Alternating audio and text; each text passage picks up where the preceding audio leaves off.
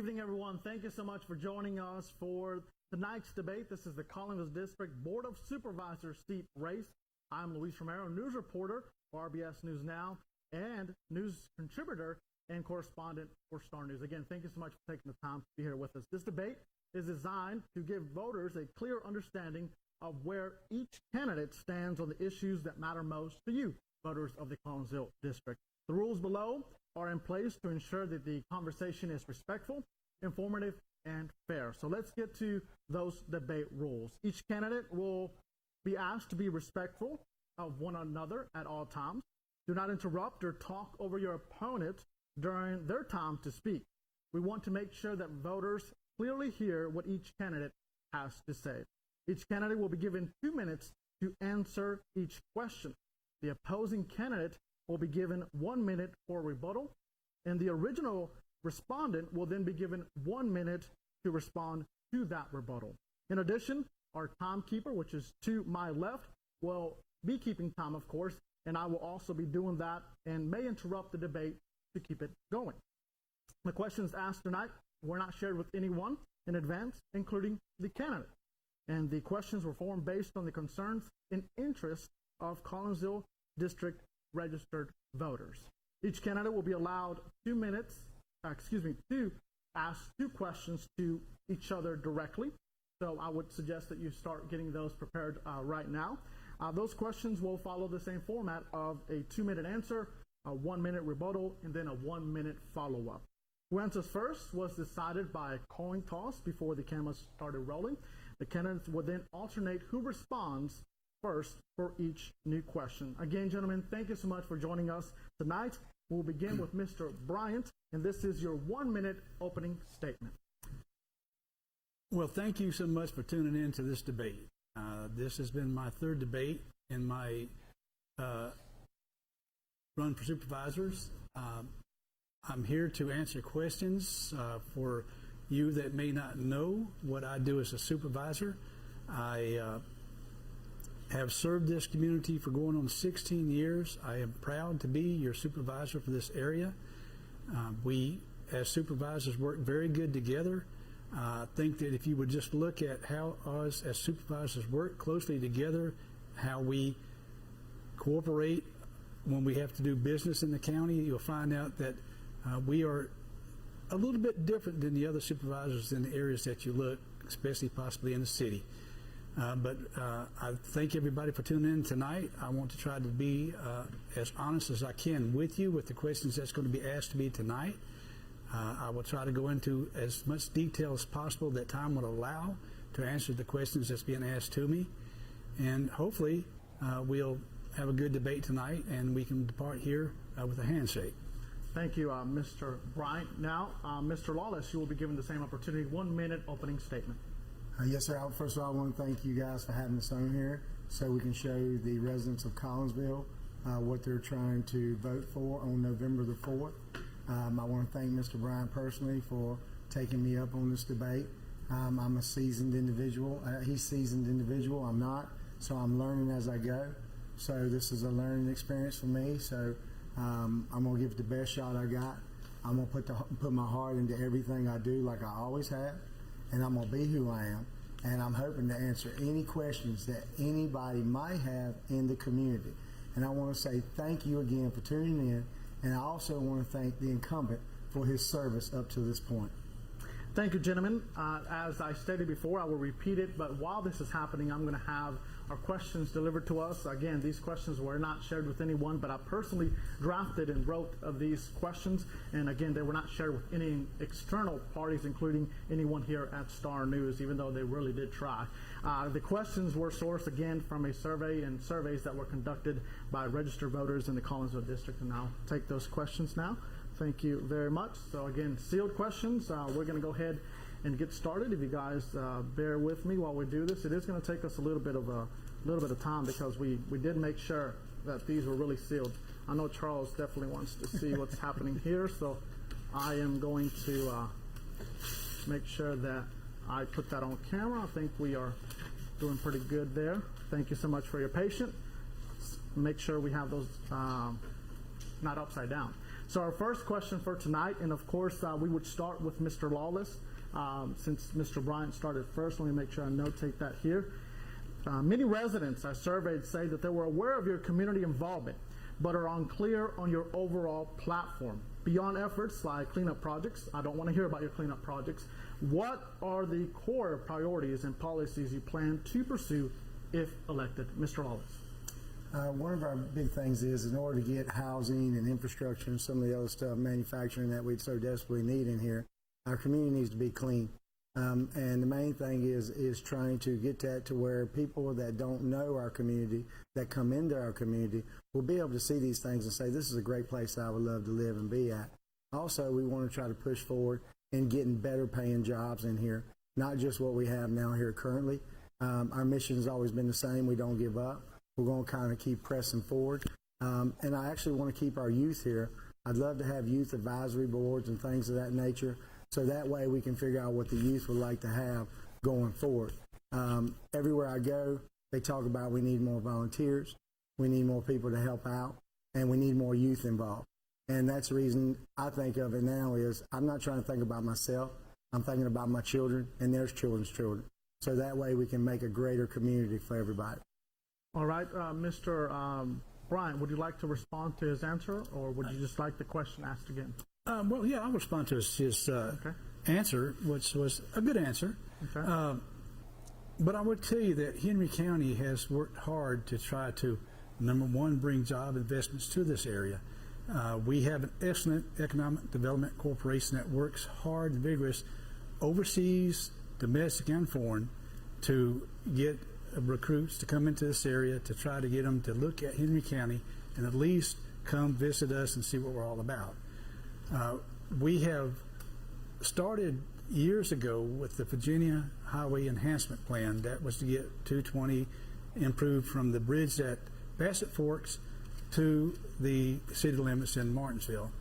We had the first phase done several years ago that went from the bridge to Commonwealth Crossing to Virginia Avenue, to the intersection right there at Kings Mountain Road and, of course, Virginia Avenue. I think it's been a big enhancement for us for the entry into Henry County.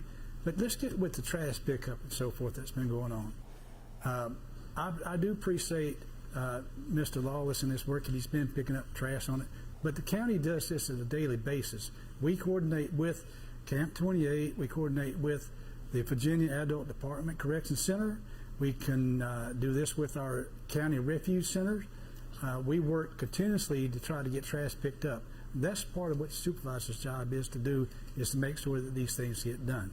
And we are working hard for job creation. Did you know that the average manufacturer wages now in Henry County is right at $30 an hour? Did y'all know that? That it's right at $30 an hour? Most people don't know that. But that is one thing that you can hang your hat on now, because the new industries that's in this area, it has caused other industries to step up in their pay. All right, so we continue with the first question. Mr. Lawless, would you like to respond to that? Yes, I would love to. Thank you, Luis. Yes. What I would say to that is, on my trash pickup, there was an interview done by my opponent, and he said that he tried to get volunteers to come out, and he couldn't get anybody to come out other than his daughter. And we've proven that to be false. There's people in the community that want to see more done. So we're all coming together every other Saturday. Love to invite you out if you'd like to come see us. Our group is growing, so we're going in the right direction, and we're making sure that we're making it count. So I know that the county tries to do the best they can, and we want to help out. These people come out there, they volunteer their time. Even my wife, she's with Engage, and she can totally help you out and get you signed up, no problems whatsoever, and we invite you guys to come out and help us out. All right, so we now go to Mr. Bryant. I'm going to ask you the same question, because that was the rebuttal if you wanted to take it. But again, many residents I survey say that they're aware of your community involvement but are unclear on your overall platform. This is, of course, for your re-election. Beyond projects like cleaning up litter across the streets, what are the core priorities and policies you plan to ensure if you are re-elected? Well, number one, I hear people say, you don't hear anything from Mr. Bryant until the re-election comes, which is True. Do you hear anything basically about me doing anything? Okay. Have you heard anything about me saying anything during this re-election time? No, because I do this constantly. I myself personally stop, pick up trash out of the road. I got trash bags in my car where I stop, pick up bags that's blowed out of trucks, trash on the road. I do this. I don't go around telling people I do it because it's nobody's business that I do it. It's things that needs to be done. If the community would get in and pitch in and help do this on their own, you know, why do people need people to tell them what to do? Why can't they stop and pick up a trash bag out of the road? Why does it need me to tell them, hey, you're not doing your job as a patriot center, as the patriot in your Collinsville district by not doing it? You know, people are old enough to know when they need to help in the community and doing what they said. I work continuously to try to get my area clean. I'm on the road, on the phone all the time, calling calling businesses in my area that have grass issues, other type of issues that they may have.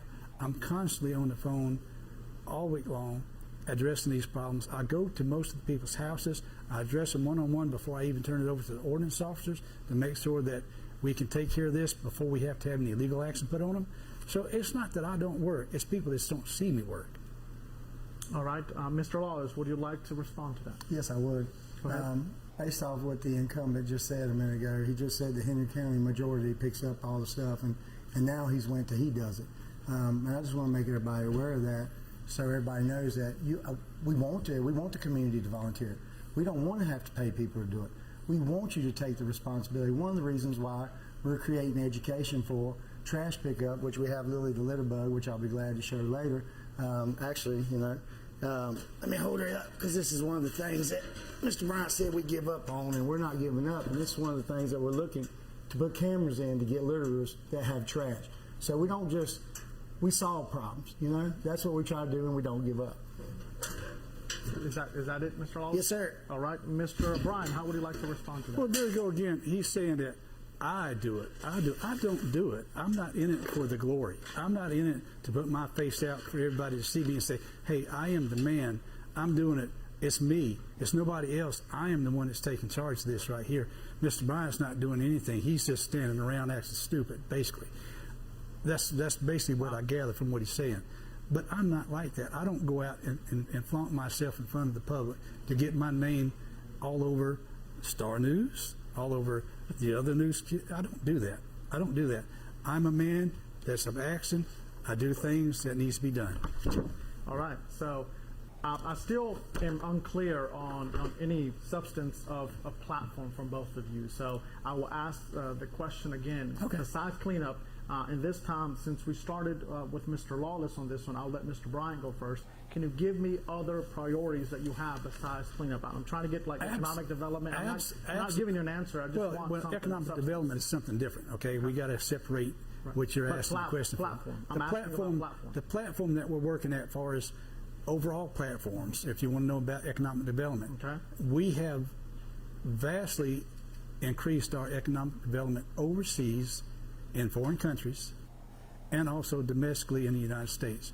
We have, and I can tell you that I would love to tell you information that I know about industries that's going to become this area. Okay. But in a closed session, we as supervisors cannot release any information out by law due to the punishment that you may get.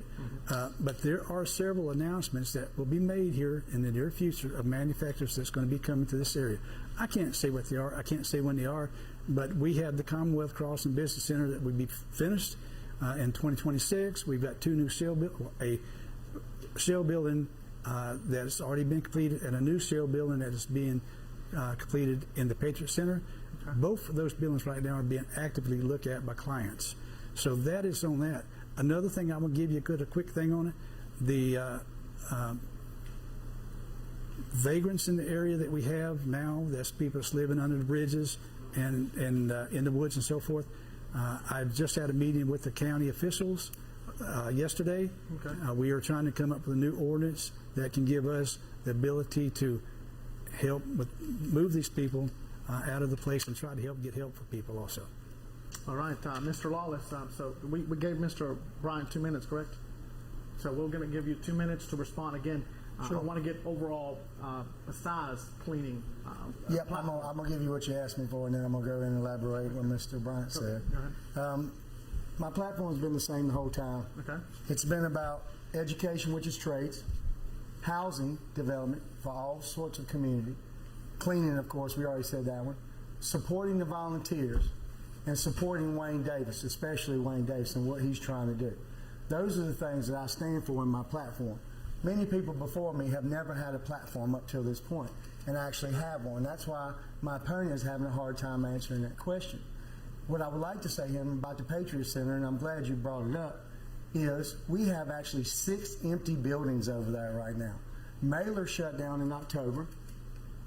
Kimball Hospitality has been shut down. The Shell building that they're building is empty as of right now.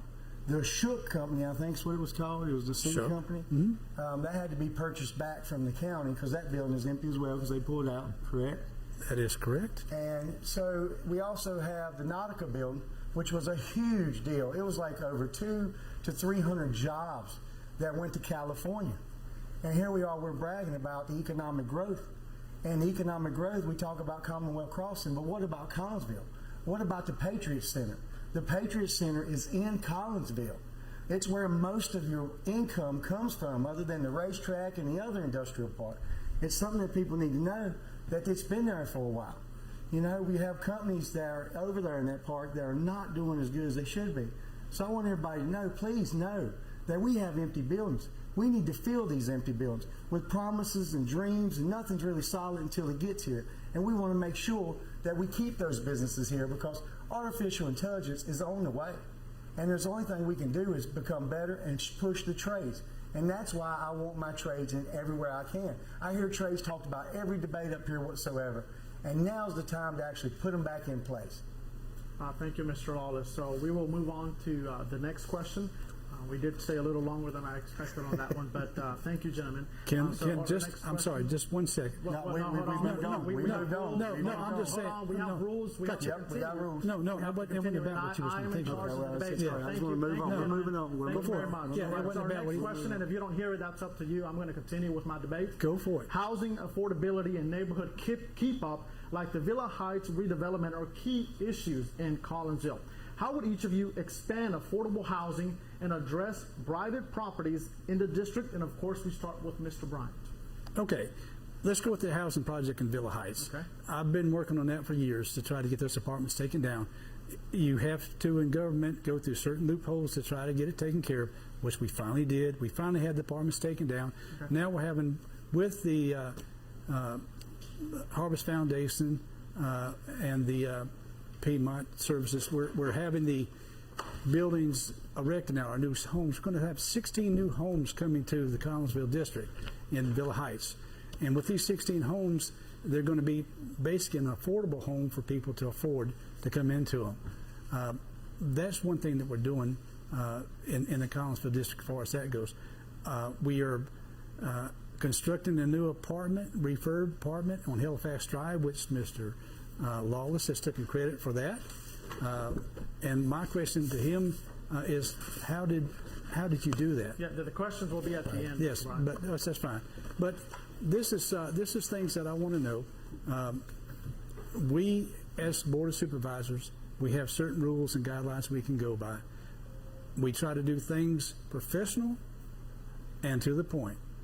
And if you want to know what I do and you want to talk to me, people say, how do I get in touch with you? I'm available. I work 53 years at the same business. You can come and talk to me anytime that you want to talk to me. You can call me on the phone anytime you want to talk to me. I'll be more than happy to sit down with you and go over everything with you, then try to spend 2 minutes here on a debate to tell you in 2 minutes what I'm going to do in my platform. All right. So I just want to make sure that we're clear. When I ask you a question, you're allowed 2 minutes to answer it, and then if your opponent wants to rebuttal, that's with 1 minute, but that does not mean you have to answer that question. You just address what that person said, and then I give your opponent the opportunity. So, Mr. Lawless, would you like to specifically address what Mr. Bryant just stated? No, sir, I'd rather you repeat the question.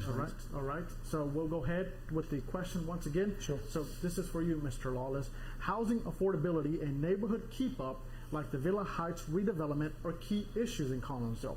How would each of you, so Mr. Lawless, how would you expand affordable housing and address blighted properties in the district? 2 minutes. So this would go back to one thing that I think the county's starting to do, and they are realizing that this is one of the ways to get some of these dilapidated properties taken down or getting rid of them, is to create ways for people to get jobs and stuff like that and be able to afford these houses in that neighborhood, right? One of the things I've noticed in and talking to neighbors in the community is they're trying to get PSA, they're trying to get infrastructure, and a lot of it's just talking to them and seeing what we can do, right, and what they want in their neighborhoods. And then after that, one of the things that we could do is offer incentives for the housing developers to be able to purchase these properties and fix them up. That has been done at the Halifax Apartments, as Mr. Bryant has previously discussed. That is one of the things they said, hey, look, we need to get developers in here so we can take care of these problems. So they offer them incentives in order to be able to, you know, kind of take the hit off a little bit. And that's what we got to do to get some of these things done. I mean, we have got to come up with new ideas and be able to create new ways for people to get housing. Nowadays, kids can't even get housing. Like somebody working at Eastman and working at a bank can't even get a house anymore. They're living in their basement. It's taking the dream away from everything and everybody. Young people ought to be able to get something and have a dream just like everybody else. We can't keep waiting on the sidelines waiting for it to happen. And sometimes you just got to do what you can do to make it better. All right, thank you, Mr. Lawless. Mr. Bryant, would you like to respond to that? Yes, sir, I would. He talks about taking down dilapidated houses and so forth. And in the county, we haven't been real quick on taking down these houses because we had the state guidelines that we had to meet. For instance, we had to pay about $3,000 per home to have an asbestos check on it before we could do anything at all. That's $3,000, not counting what it's going to take to take down the house. Even a small house, by the time you had that, it's between $10,000 to $13,000 to take it down. And most of the properties that they're sitting on is only worth $2,000 or $3,000. You know, the county is going in the hole by taking them. But since then, the state has rescinded that asbestos law now on homes, and you can take them down without that. So that's why now we've got 35 to 40 houses in our area, plus more that we're working on. That's going to be taken down here in the near future. But we got to do our due diligence on those homes before we can take them down, meaning we got to do all the lien checks, all the background history on the people that may be associated with the homes. All these things has to be done for the houses to be taken down. But that is one thing that I can tell you about housing projects. Thank you, Mr. Bryant. Mr. Lawless, would you like to respond in a minute to that? Yes, what I would like to say is I understand there's a process with government. I totally understand. I talked to some gentlemen today. It can be up to a 5-year process to get some of these houses taken care of. What I would say to you is the incumbent has been here for 16 years. This just didn't happen years ago. It's been a problem. And now we're finally stepping up and doing something about it. And stepping up is what we got to do in order to clean it up. And now that we're in election year, we are finally making this stuff happen. And I am so happy for my community and everybody involved that we are able to start making change one way or the other. All right, thank you, gentlemen. We'll move on to the third question of tonight's debate. Collinsville has aging roads and growing traffic concerns. What specific plans do you have for repairing and funding infrastructure improvements, and how would you prioritize these projects in the district? And this time we start with Mr. Lawless. You may go ahead. Say the question again, please. Collinsville has aging roads and growing traffic concerns. Okay. What specific plans do you have in place for repairing and funding infrastructure improvements, and how would you prioritize projects in the district? Okay, I'm glad you asked me that question. Based off what you said to me, Louise, what I would say to you is VDOT is in charge of road repairs and things like that in the area, okay? So there's only so much that we can do, as my incumbent would know that as well. But what we can do is put forth the effort as such, you know, that we're going to go back to cleaning again, but it's mowing the grass, you know. Now, I know you asked me about paving roads and stuff like that, and the best that we can do as a supervisor is call Elisa Hughes and say, hey, Miss Hughes, can you go do this for us? And, you know, be as nice, because she holds all the keys, right? And she does work for the Board of Supervisors. But as individuals, as community, as my opponent has once said, we need to get out together and work together. And now we're starting to clean up the roads of Collinsville, because VDOT only mows that 3 times a year, and that's primary roads. And my thing is, everybody that comes to eat comes through Collinsville. Every single individual that wants to eat something goes through our bypass. And when you go out there and you see it, and you're just like, wow. And then when I actually was talking to VDOT, I asked him, I said, you know, is it y'all's responsibility or is it the business owner's responsibility? And he says it's technically our responsibility. And what I would say to this is the library does not have a weed eater sitting in the back. So they're not going to be able to go out there and mow the AutoZone parking lot. The people generally that are working in those places don't own those places. So their sense of pride is not necessarily there. You have some that try and some that don't. But I can promise you one thing, that if you go into Walmart or you go anywhere like that and you tell them they got to mow their grass and they don't mow it, they're not going to leave. You got to call corporate. You got to go higher up the ladder. You don't give up. You step it up. All right, thank you, Mr. Lawless. Mr. Bryant, would you like to respond to that or to answer the question? Yeah, I would like to respond to that. And Okay. Mr. Lawson is right in what he said. Okay. VDOT has controls over the highways in the state of Virginia. But we as supervisors have a certain leadway that we can do to push them to do certain things, as he just said. For instance, the new traffic safety lights that we have done at the corner of Bojangles, at the corner where Najars is at the intersection of Kings Mountain Road, you know, these things I have pushed for years, and we now have it done. All right. Also, the Virginia Enhancement Program that we had for VDOT to do, you know, that's been completed now. We're working to try the second stage on it. And he's right when they say about the businesses are not responsible for that. VDOT is. And I do call VDOT all the time. Matter of fact, I talked to Lisa the night before last about doing the strips in Collinsville. She said she can do, but that's as far as I got there. But my time is up. All right, thank you, Mr. Bryant. Mr. Lawless, would you like to respond to that? Just want to keep more people coming out so we can keep making it better. I have other ways of being able to mow the strips without VDOT, because VDOT has a hard enough job as it is. They only have but so many employees.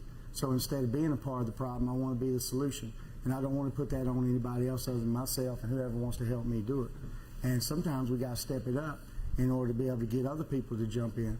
And I know that a lot of times my opponent has says that, hey, look at me. And I want everybody out there to look at me right now when I tell you that I'm using the media to get help, to get volunteers, and to get more people to come out and start helping us and making a difference and not giving up. Thank you, Mr. Lawless. So, Mr.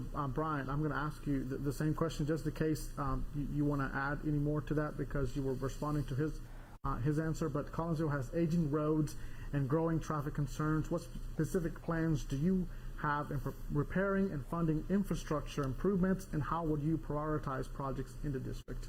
Well, you know, my priority on all the roads in Collinsville, not only on the main thoroughways, but even homes and stuff like that, is for people to have responsibilities. So people need to step up and take responsibility and do it. My business, I've been here 53 years. I mow the ditch and the property in my business every week. Does VDOT pay me for that? No. I pull the weeds up alongside the curb out on the road about every other week, every 3 weeks. Does VDOT pay me for that? No. That is part of me as being a patriot of my district, is to make sure that my business is clean.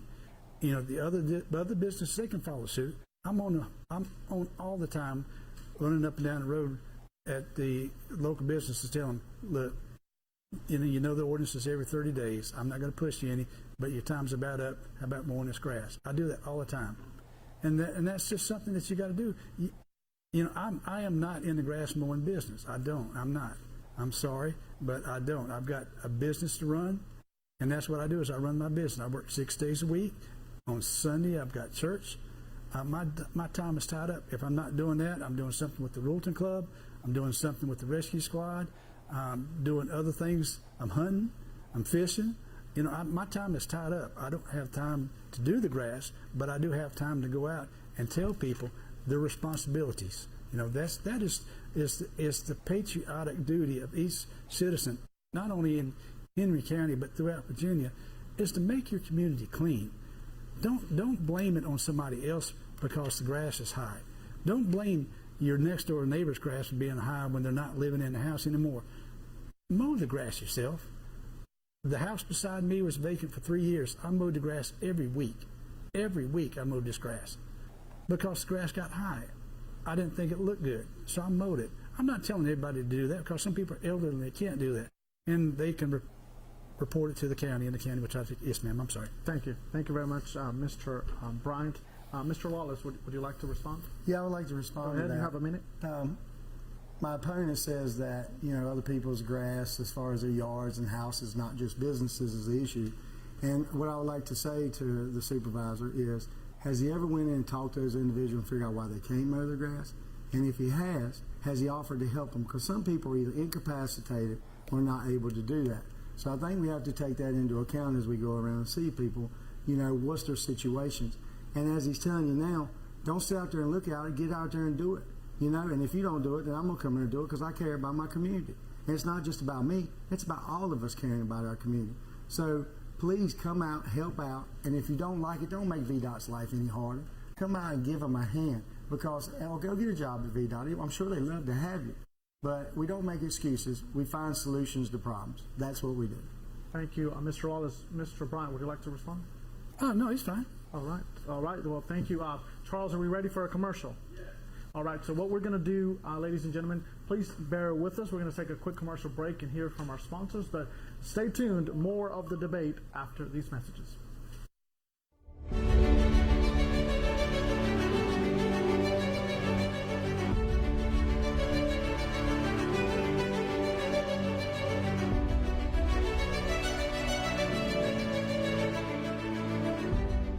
Halifax Apartments in Collinsville. Thousands of police calls, roaches and rats, and drug dealing. 24/7. Mr. Bryant has been here on the board for so long, and he hasn't did a thing for us. With these apartments, this is a nightmare for me. Well, one thing is unique about the apartment complex, despite the number of calls, it's not like it's one consistent person. There's a constant turnover of residents inside of that apartment complex. I've been living here for years and years, and places got run down with roaches and rats and drug dealers. It was hard to take. The neighbors started calling Chris Lawless, so he took it up.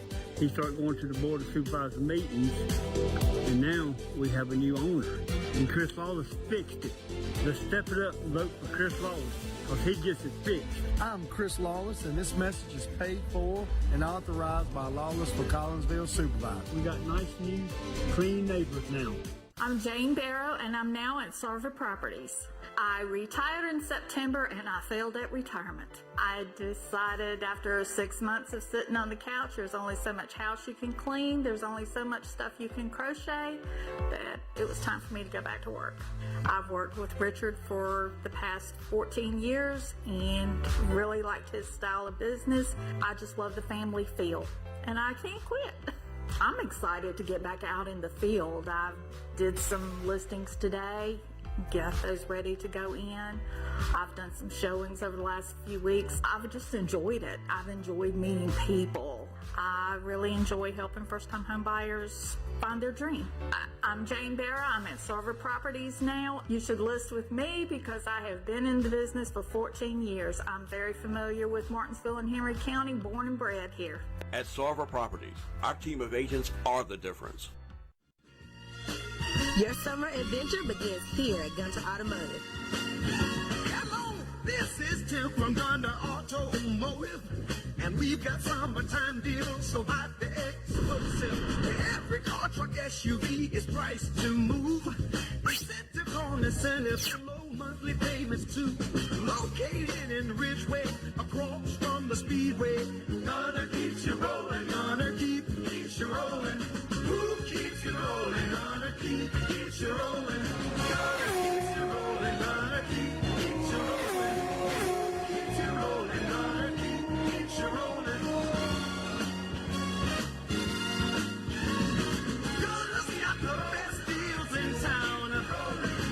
Number one service, just ask around. Gunter keeps you rolling, Gunter keeps you rolling.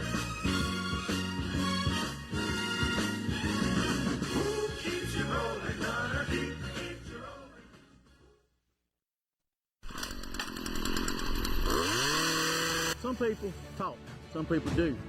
We can do better. As you can see, I am doing better. My actions speak louder than words.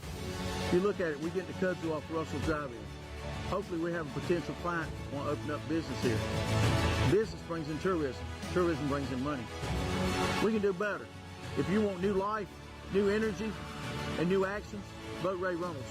This message is paid for and authorized by Ray Reynolds, the Blackberry Supervisor.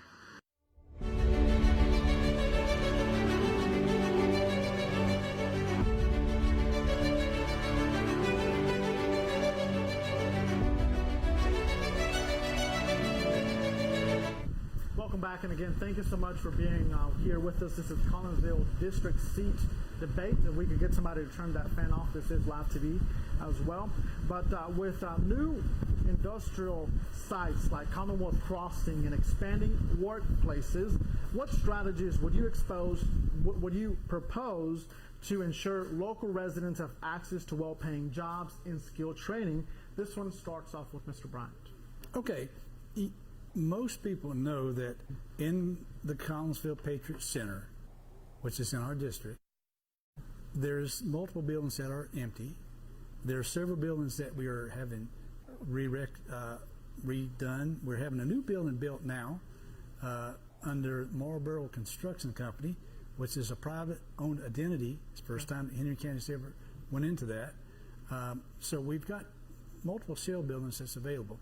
I can tell you for a fact that we have multiple businesses looking at each one of those sites. Promising businesses looking at both of those sites.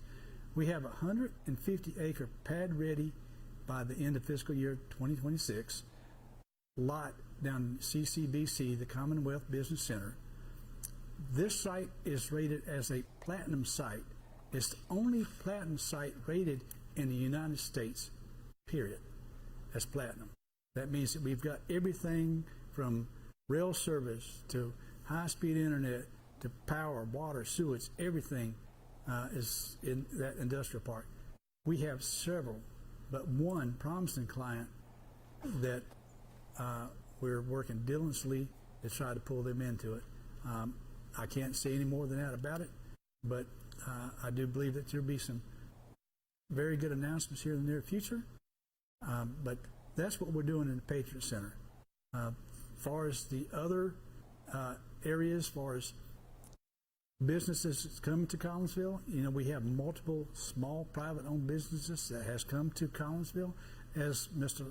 Lawless said, that Collinsville is the most productive district in the county. We have more businesses in the county. We have more robust economy in the county. So we thrive in Collinsville to try to get new jobs in it, and that's why a lot of the smaller businesses actually move into Collinsville.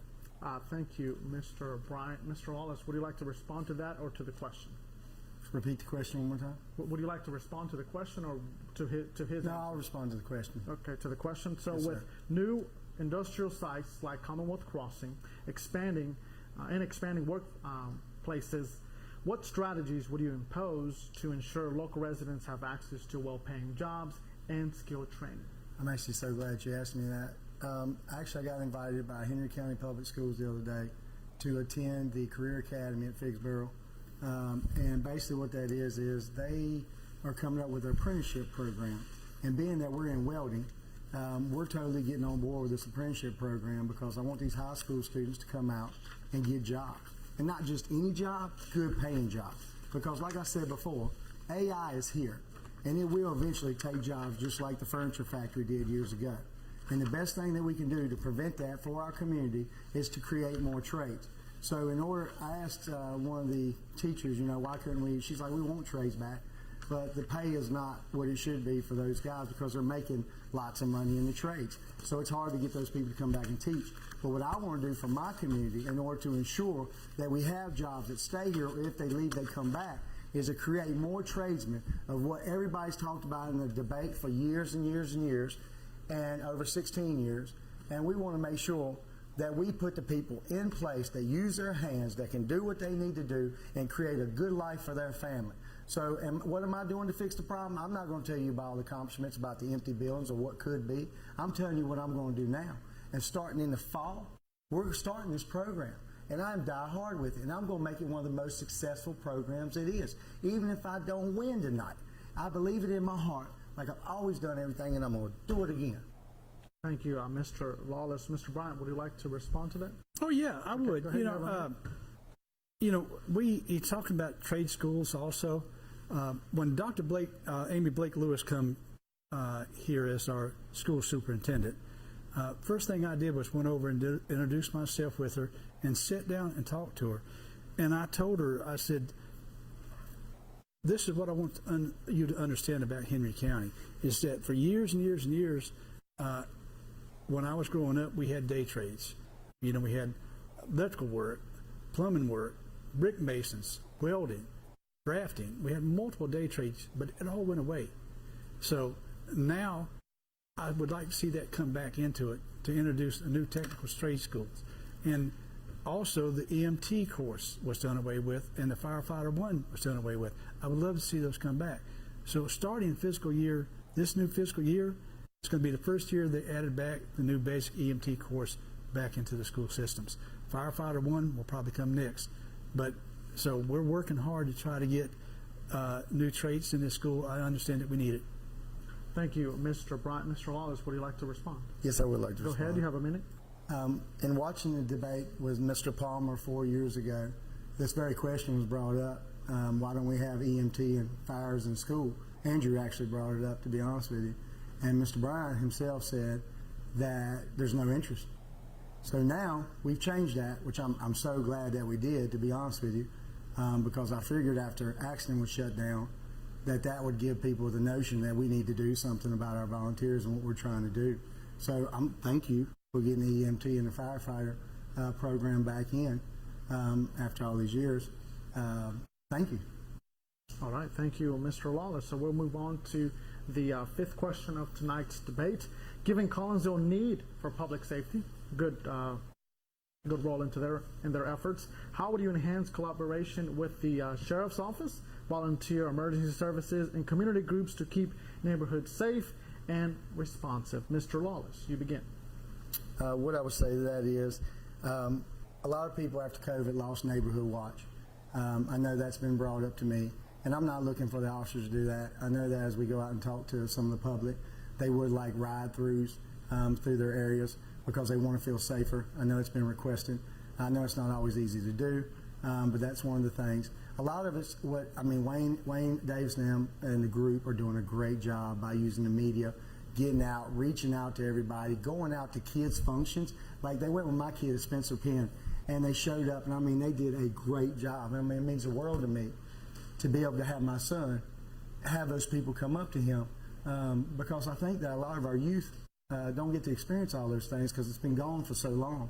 And now after so many years of having change, having Wayne, having somebody that's media savvy, able to come in here and show people, and he's educating the public. And we got to keep educating the public. And the same thing with public safety. If we don't take care of our volunteers, we're going to end up on the side of the road having to pay for these paid staff. And Mr. Bryant has been on the board, and he knows as well as I do what things that we face with that right now and what we got to do to fix it. And they all say the same thing. We need more young people. We need more volunteers. Well, we're here, and we're here to fight, and we're here to help. And that's exactly why I'm on TV all the time showing you to get out and help. And I'll tell you what, even when the TV ain't around, you can follow me, and I'm still doing what I do. I have a company, and I run it, and I love it, and I love this place. All right, thank you, Mr. Lawless. Mr. Bryant, would you like to respond to his answer, or would you like to respond to the question? I would like to respond basically to his answer. Okay, go ahead. I have been on the Martinsville, the Philadelphia Collinsville Volunteer Rescue Squad for 30-something years. I run as an EMT for multiple years, and I'm on the board of directors of the Philadelphia Collinsville Rescue Squad. Mm-hmm. I have served honorably my community when it comes to volunteer work. And I see the lack of interest now in young people. And what we need to try to do, and I've pushed it and we are trying to do it, is to try to get the word out about volunteerism. Because that is what everybody needs to do in life, is to volunteer. You know, so many people now can pay off by giving money, but time is money. We need your time, not your money. And volunteer work is rewarding, and that's what I would say about the rescue squads and the other organizations in this area. Time's up. Thank you, Mr. Bryant. Mr. Lawless, would you like to respond to that? Sure, I would love to. Go ahead.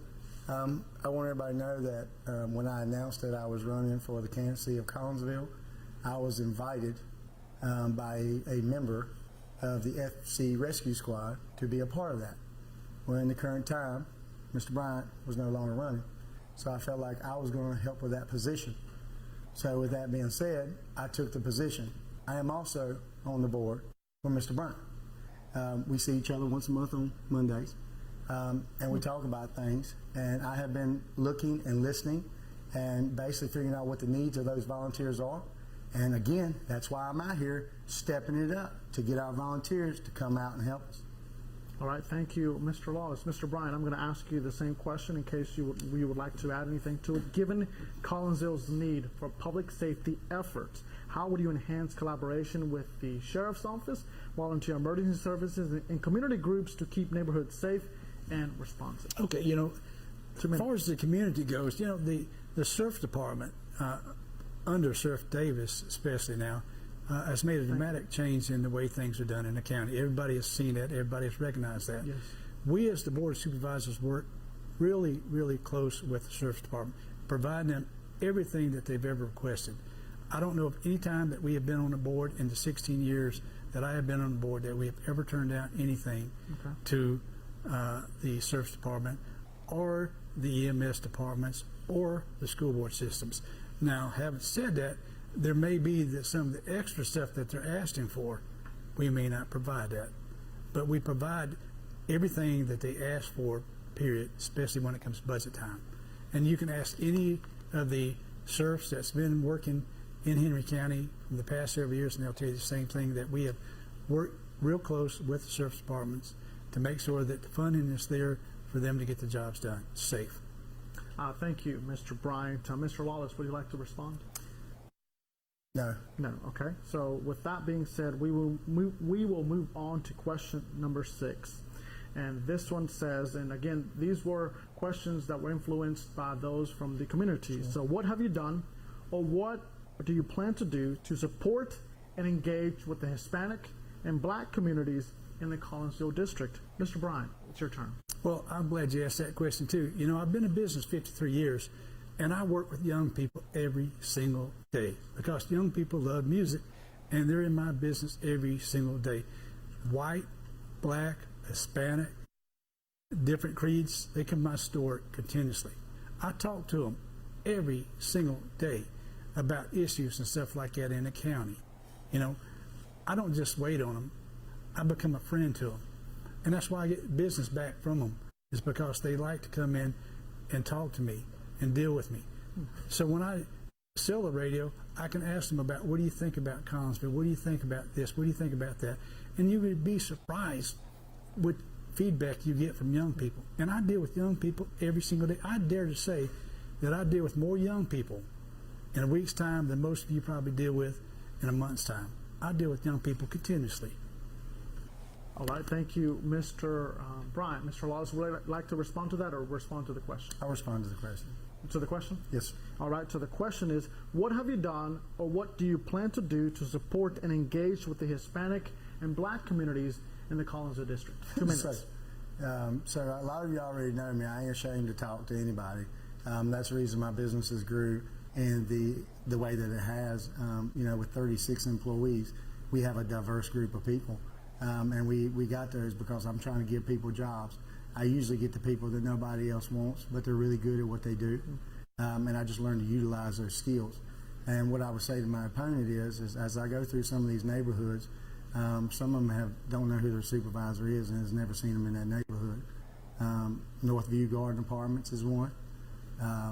There's numerous ones throughout that I just don't think that he pays attention to those areas.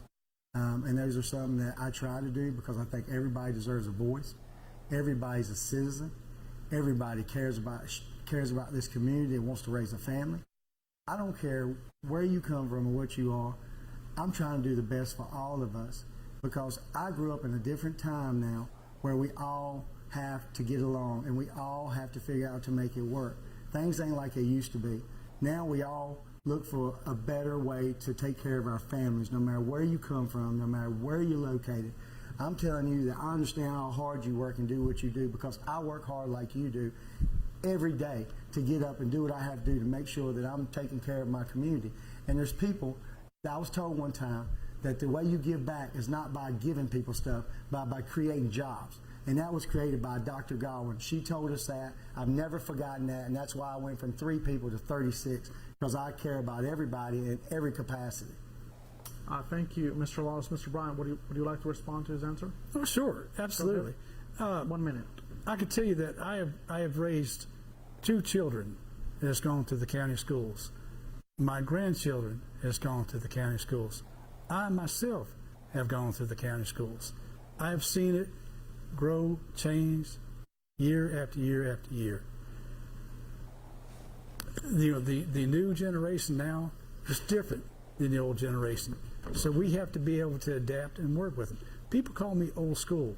I'm old school because my values, the values that I have, the values that I was taught when I was a young man, of how to respect people, how to talk to people, how not to drag things out with people. Be as good as you can to your enemies. Be as good as you can to your neighbors. That was what I was taught from a very young child to where I am right now. I worked very, very hard to engage in the community. And like I said, people know where I'm at. If they want to talk to me, they know how to pick up the phone and call me or come by the business. People do all the time. Thank you, Mr. Bryant. Mr. Lawless, would you like to respond? I would like to tell everybody one thing. As 1 minute. Mr. Bryant says, he is in one location at all times, and that's great. And that's the reason I think somewhat we're stagnant. Sometimes you have to go around and get different outlooks on what's around you in order to bring it back to your area and make it way better. And being in the same place kind of makes you stagnant. I'm glad Bryant's is there. It's been great. It's almost a landmark. I used to actually buy stereo equipment from Mr. Bryant back in the day. I actually competed in some of his sound competitions when I was 18, to be totally honest with you. So I'm not going to sit here and say that I don't have a relationship with this man somewhat, because I do. All right, thank you. I just want to clarify for this question, because of course it concerns me. I'm a Hispanic. So just to be clear, to provide some clarification, and you guys can correct me, of course, because I'm putting these things in my terms. But Mr. Bryant, you said that the way that you support and engage with the Black or Hispanic communities would be that you listen to their concerns while they come to your business. Am I understanding that correct? I do talk to them quite a bit, right. Absolutely. Okay, thank you. And Mr. Lawless, would you say that to sum up what you responded to, the way that you support and engage the Black and Hispanic communities would be that you employ them? Is that what I'm hearing? It's not just employment, but I use the media to reach everybody. Okay. I went to some Hispanic events this year that I'm glad that I got invited to. I've never had that, I've never had it before. I think as community leaders, we should support those groups in every capacity, even if it means showing up. Right. It doesn't mean you got to give everybody money. But I want to make sure we clarify that our community leaders should be everywhere. It's not just employment, but what I'm saying is it needs to be offered for everybody. Just show up and give your support. Okay, thank you. Since he took about 30 seconds for his response, would you like to add any more to what I asked you about, Mr. Bryan, as far as how you engage with them? Again, you listen to their concerns. Anything else? Well, no, there's not anything else. The thing about young people is you've got to talk on a young person's level. And these Hispanics that come, look, these customers of mine are very good customers. I don't care what color they are, black, white, yellow, Hispanic. They're super nice people that comes into my business. You hit some bad ones sometimes, but communication is a valuable point, and that's one thing that I love to do is to talk to young people, and we talk about a lot. Okay. Well, thank you, gentlemen. So our next question kind of goes along with this one, but this one's a bit broader, and it says you both hold public roles. Again, you're both business owners. Sure. How would you foster stronger resident engagement and ensure transparency in your leadership? Or if you are, of course, already elected, how do you continue that transparency? Mr. Lawless. I think the easy way of saying it is, I've listed my cell phone out there. My Facebook's out there. Apparently, I'm showing my face all over the media. So you definitely ain't hard to find me. I plan on using media in the future to make sure that things stay transparent and stay open so we don't run into problems like other people are having around us. We want to make sure that everything is wide open, because when we start doing backdoor deals is when we end up in trouble. So do I use the media? Yes. Am I going to continue to use the media if elected? Yes. So that would be my way of showing transparency versus my opponent that does not like using the media, that does things without saying. Okay. Mr. Bryant, would you like to respond to that or to the question? Well, I will kind of respond to what he just said. Okay. You know, 1 minute.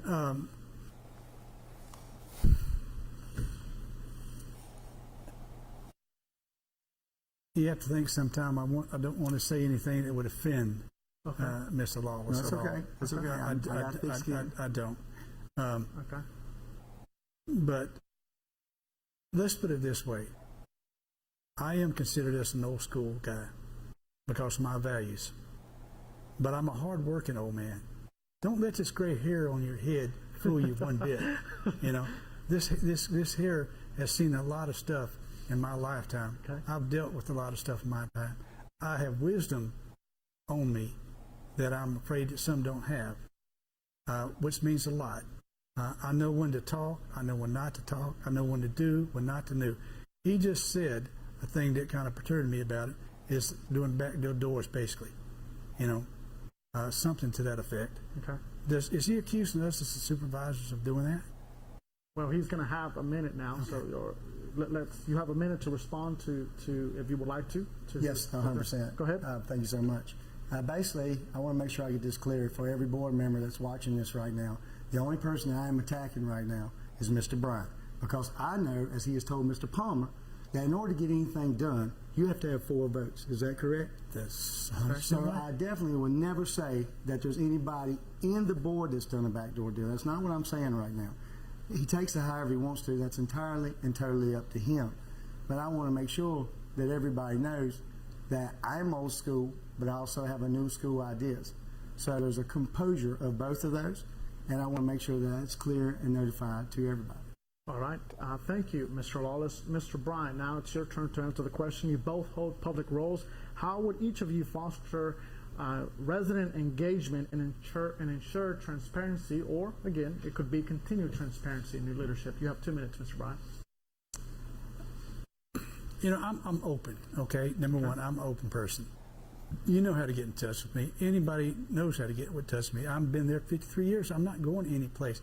If you want to come to me and talk to me about anything, which I have continuously amount of people that come into me, my business all the time, and we talk about county business, and not only county business, but other things. I'm there. I'm transparent.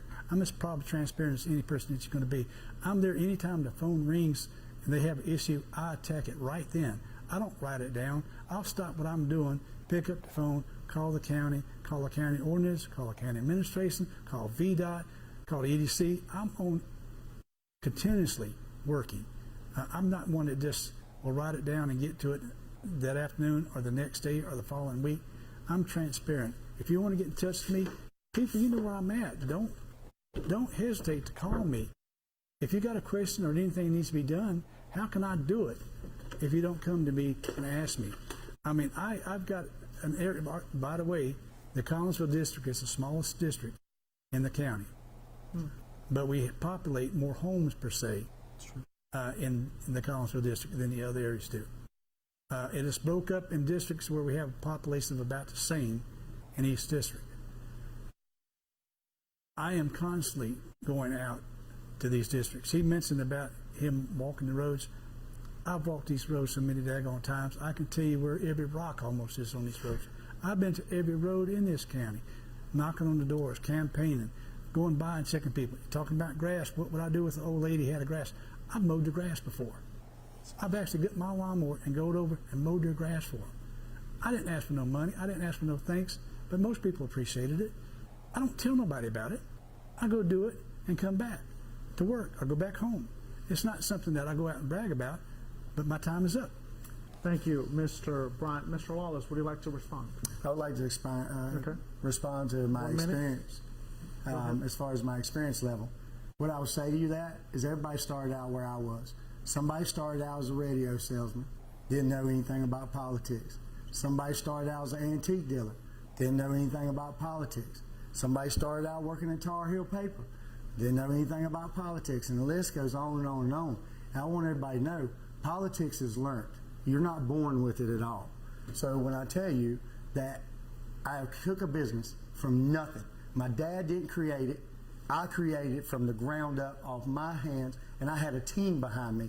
So that's the reason I tell the Board of Supervisors, I want you on my team, because the team I've created has helped me grow to be over 37 employees and be the largest welding company in this area. And I am proud to say that. Thank you, Mr. Lawless. Mr. Bryant, would you like to respond?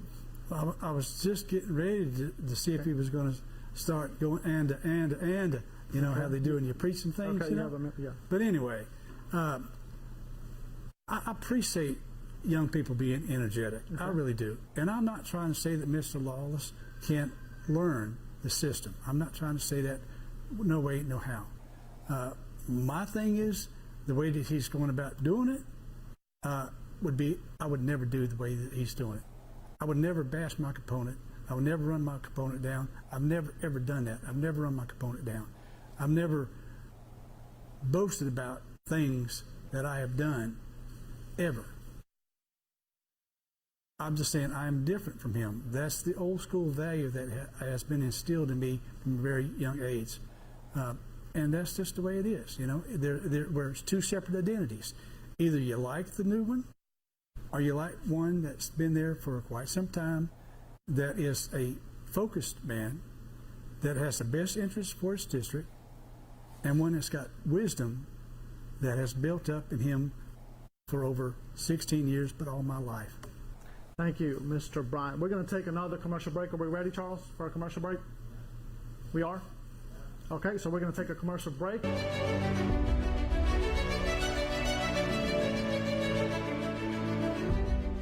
Halifax Apartments in Collinsville. Thousands of police calls, roaches and rats, and drug dealing. 24/7. Mr. Bryant has been here on the board for so long, and he hasn't did a thing for us. With these apartments, this is a nightmare for me. Well, one thing is unique about the apartment complex, despite the number of calls, it's not like it's one consistent person. There's a constant turnover of residents inside of that apartment complex. I've been living here for years and years. This place just got run down with roaches and rats and drug dealers. It was hard to take. The neighbors started calling Chris Lawless, so he took it up. He started going to the Board of Supervisors meetings, and now we have a new owner. And Chris Lawless fixed it. Let's step it up and vote for Chris Lawless, because he gets it fixed. I'm Chris Lawless, and this message is paid for and authorized by Lawless for Collinsville Supervisor. We got nice, new, clean neighbors now. I'm Jane Barrow, and I'm now at Sarver Properties. I retired in September, and I failed at retirement. I decided after 6 months of sitting on the couch, there's only so much house you can clean, there's only so much stuff you can crochet, that it was time for me to go back to work. I've worked with Richard for the past 14 years and really liked his style of business. I just love the family feel, and I can't quit. I'm excited to get back out in the field. I did some listings today, get those ready to go in. I've done some showings over the last few weeks. I've just enjoyed it. I've enjoyed meeting people. I really enjoy helping first-time home buyers find their dream. I'm Jane Barrow. I'm at Sarver Properties now. You should list with me because I have been in the business for 14 years. I'm very familiar with Martinsville and Henry County, born and bred here. At Sarver Properties, our team of agents are the difference. Your summer adventure begins here at Gunter Automotive. Hello, this is Tim from Gunter Automotive, and we've got summertime deals so hot the exclusive. Every car, truck, SUV is priced to move. Incentives on incentives and low monthly payments too. Located in Ridgeway, across from the Speedway. Gunter keeps you rolling. Gunter keeps you rolling. Who keeps you rolling? Gunter keeps you rolling. Gunter keeps you rolling. Gunter keeps you rolling. Keeps you rolling. Gunter keeps you rolling. Gunter's got the best deals in town. Number one service just passed around. Gunter keeps you rolling. Gunter keeps you rolling. Who keeps you rolling? Gunter keeps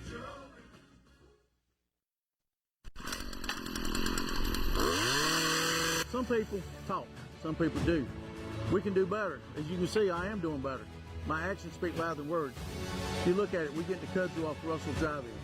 Hopefully we have a potential client who want to open up business here. Business brings in tourism. Tourism brings in money. We can do better. If you want new life, new energy, and new actions, vote Ray Reynolds. This message is paid for and authorized by Ray Reynolds for Blackberry Supervisor.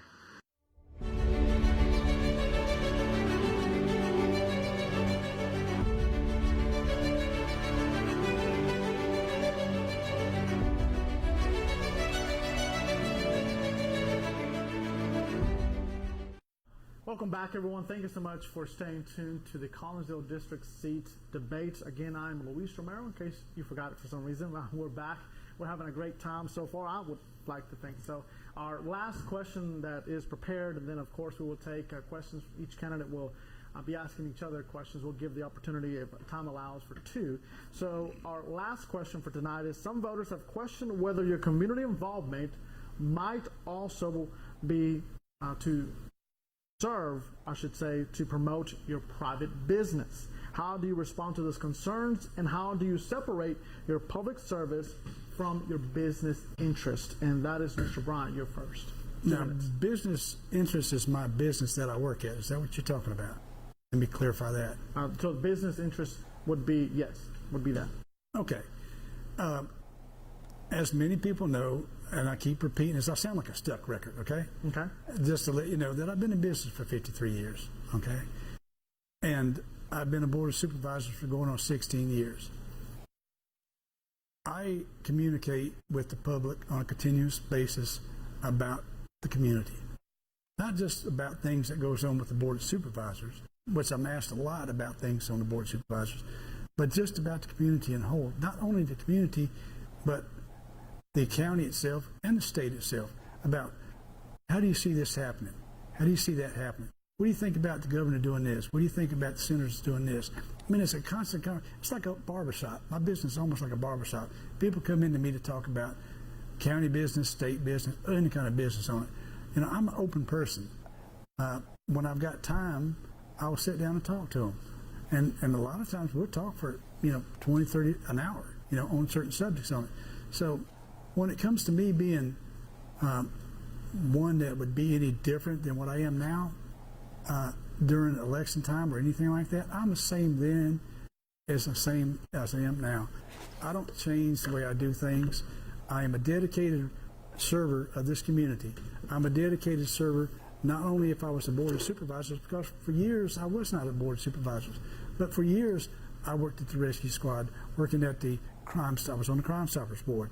I've been on the Royalton Club, and I'm still on the Royalton Club. I'm the president of the Royalton Club. I am a patriotic server. I served in the United States Military Army Reserve for 20 years, retired out of it. Thank you for your service.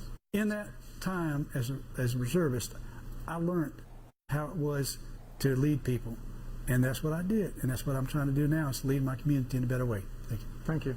Thank you. Mr. Lawless, would you like to respond to his answer, or would you like to respond to the question? Or would you like to respond to the question? Question, please. Okay, so we're going to go to the question. Some voters have questioned whether your community involvement might also serve to promote your private business. How do you respond to those concerns, and how do you separate your public service from your business interests? 2 minutes. Okay, so now that you said that, what I would like to say based off of that was, a lot of people are saying I'm trying to get my name out there and I'm trying to get everybody to see me and stuff like that. And I want you guys to know, most of my companies that I work for in this area are industrial.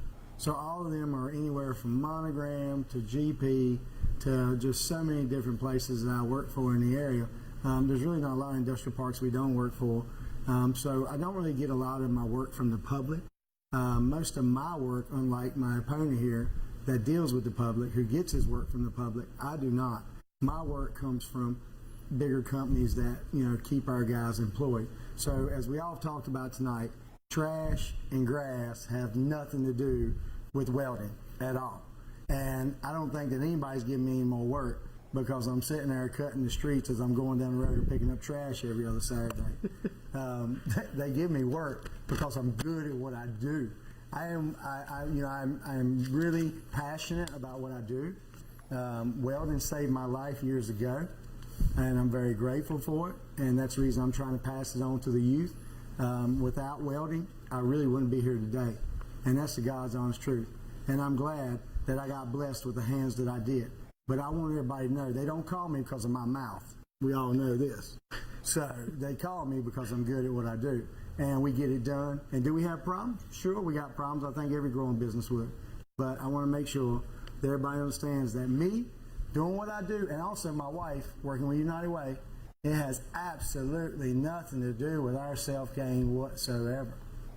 All right, thank you. Mr. Bryant, would you like to respond in a minute to that, or no? No, it's fine. No. Okay. So, again, I just want to, for my interest as well, provide clarity. So I'll give you 30 seconds. Specifically, are you doing this to promote your business would be the straightforward question. So we'll go with Mr. Bryant, running for office. Well, number one, 30 seconds. Not really, because the fact that anybody that runs for the Board of Supervisors ought to realize the pay is terrible. Number one, you don't get paid a lot. So it's not in it for the pay. It's not in it for the glory of it. I am a Board of Supervisors that's been elected to do a job for my community. I'm not a one that is going to go outside of that. I don't want to look any further than working for my community. Time's up. All right. Mr. Lawless, 30 seconds. Are you doing this to promote your business? No, and here's what I would say to everybody. I was going to say this to a little later in the year. Okay. I know as previous people have used this. It does not work in their favor. I'm not saying it to say it. I truly mean it because I don't need it. All the money I have, I'm going to donate back to areas in Collinsville for whatever little bit of check that we do get. And I also don't need the benefits from the county. I'm in it for the right reasons because I want to help. And that's the reason I'm out here every other Saturday picking up trash, cleaning up grass, doing what I can do without the government right now. Okay. So, Mr. Bryant, I just want to make sure I'm hearing this correctly. You're not doing this to promote Bryant Supply Radio, correct? No. Matter of fact, because I own a business, I cannot even do business with the county. Okay. All right. Thank you, Mr. Bryant. Okay. So, ladies and gentlemen, it is time, the most anticipated part of the debate. I know that you are tired of hearing me ask questions that maybe some of you did not think that we're going to be on there, or maybe you did. Again, we talked to a lot of people to try to get those questions shaped to what they were. So let's make sure I get my order correctly. The last person that went first was Mr. Bryant, so it would be Mr. Lawless who would start off. Mr. Lawless, your first question to Mr. Bryant, and you have 2 minutes to ask, a minute to ask that question. Sure. Go ahead. My question would be, Mr. Bryant, if you were not running again for re-election for your, was it fourth term, what would the perfect candidate be in your eyes? What would the perfect candidate be in your eyes if you were not running? Well, number one, there is no perfect candidate out there. Period. There's not. So we can get that straight. But somebody that would take over my position on it would be one that had basically the same work ethics I have. It's hard work. Someone that is dedicated to the community and is striving to work for the community. Someone that would sit back and listen to questions, analyze the questions, and then respond to the questions. And instead of blurting out this and that, this and that, they would take time to listen to what's being said. Next would be working with your other supervisors. It's critical to have a good relationship with the supervisor and administration and all the other identities that goes along with this county, which I have an excellent relationship with all departments in Henry County, as well with every one of the supervisors, as well as all the administration staff. I work very well with them. I talk to them continuously on the phone. I've been to the voting restoration department 3 or 4 times this week just to drop in to say hi to them. I've been upstairs several times just to check, see what's going on. I do this constantly. That's just what I do, you know. Mm-hmm. I'm close to it. I've got more time to do it. If I'm not busy at work, I'll run over there sometime. I check my mailbox to see if I got any mail over there. That's just what I do, you know, and that's what I would look into somebody that has the same work values. don't think that you're going to get everything accomplished by just saying, I'm going to do it, because it don't work. So why even say I'm going to do it? Why don't you say, I want to work with my fellow supervisors to get this done? Why is it, I'm going to get this done? I'm going to do this. I'm going to do that. It's me. I'm going to do it all. Where's the other 5 supervisors at in me? Where are they at now? They're on the sideline listening to you saying, I'm the one. I'm the one. It's not you. It's me. I'm the new guy. And you're going to have to sit back and listen to me. That's what I take from it. All right, Mr. Lawless, now you have a minute if you would like to respond to that. Sure. Basically, I would like to say that right now I don't have the help of the supervisors with me because I'm not on the board. I think if having those guys with me, we could do a lot more and we could change this area and we could make a difference for everybody instead of being stagnant like we have. There comes a time when things need to change. And as I asked him what was his perfect candidate, as you heard him, there's not one, but we all know we all make mistakes. So what I want to say to you is when do we hand the torch over? As we desperately need, and we tell young people to please come in. You also say to the incumbent, I respect your experience, but we must inspire the younger generations to engage in local government. They're not uninterested, they're disconnected and disregarded. And that's something that we need to change. So with that being said, I want to know to the incumbent, when is the right time to hand over that torch? Because Mr. Palmer, 4 years ago, he said he was going to represent him again, and now he's back again. So again, I want to know, because now Mr. Palmer's moved on to VP of Leicester, and now I'm going to still do for my community, irregardless, but if not elected, will my opponent do the same? Okay, well, so were you, that wasn't time for you, that was the time for you to respond. So Mr. Bryant, you can respond to that for a minute. Well, I don't know how to respond to that question because it didn't make a lot of sense to me. All right. What he said, it just didn't make a lot of sense to me. I'm sorry. I just didn't make a lot of sense to me. That's fine. Okay. So when do we hand the torch? Hold on. We're going to move on to the next one. So this, Mr. Lawless, you asked your first question to Mr. Bryant. Mr. Bryant, your first question to Mr. Lawless, and we're going to give you a minute to be able to ask that question. Okay. So, I hear you say that you're going to do a lot for the county, and especially the Collinsville district. Okay. Mm-hmm. And my question was a quote that you made that I have here that says, I can keep Collinsville going in the right direction without the government. That come out of your mouth. Yes, sir. And also it says, I'm doing it right now without the government. So what do you say to the other 5 supervisors and me about that statement? Are you telling them that I am getting it all done now without you? But look what we could do if I had you with me. But I'm getting it done without you regardless. Is that what you want to tell the other 5 supervisors that's going to be supporting you, especially when it comes up for votes? Because you got to remember, you've got a pot of money. It's got to be split up throughout the districts. You know, are they going to grant you what you want? Are they going to say, well, I remember that where he said he's going to be working by himself, and see what you get? Okay, thank you. Good on time, Mr. Bryant there. Mr. Lawless, you have 2 minutes to respond to his question. I'd love to. Thank you so much. What I wanted to say to everybody was, when I say what I'm doing without government, what I mean by that is, as we talked about, for 16 years, there's only so much that government can do. Okay. What I want to do is make a difference with the trash pickups, the grass, and the rest of it without government. Now, what I meant by the Board of Supervisors, to clarify what he says, I am not attacking any board member whatsoever because I need your vote to make things happen. I know that. I am only attacking Mr. Bryant for what he is saying because he is trying to reverse words at the moment. And it's not what has been said. I want to make sure that everybody understands that right now, that I am not in no way, no shade, no form, not a team player. I'm doing what I can do without government, without having the assistance of the team backing me. Having the team backing me, we can grow it like I grew my business. We can do it for the whole community, not just Collinsville, but Henry County all together. I mean, I want to see a difference for all of us in the world, you know, and that's what we got to do. And you ain't going to sit here and say that, oh, well, how do you feel about this and what are you going to do? He's tried the same thing with Andrew years ago, and I'm not falling for it. I'm telling you now, I want you supervisors. I have talked to just about each and every one of them and tried to get some advice on what to do right. And I have not once in this campaign ever drug them in the mud, slammed them, because they're doing the best they can with what they got. Some of them do way good. Deborah with her meetings have been doing it for years. Pam's out here killing it. You got people that's doing the best they can what they got, while other people sit still. They say they're the hardest working supervisor. How do they know they're the hardest working supervisor? Because there's 5 other ones up there. Are they also hard working, or is he the only hardest working one out of all of them?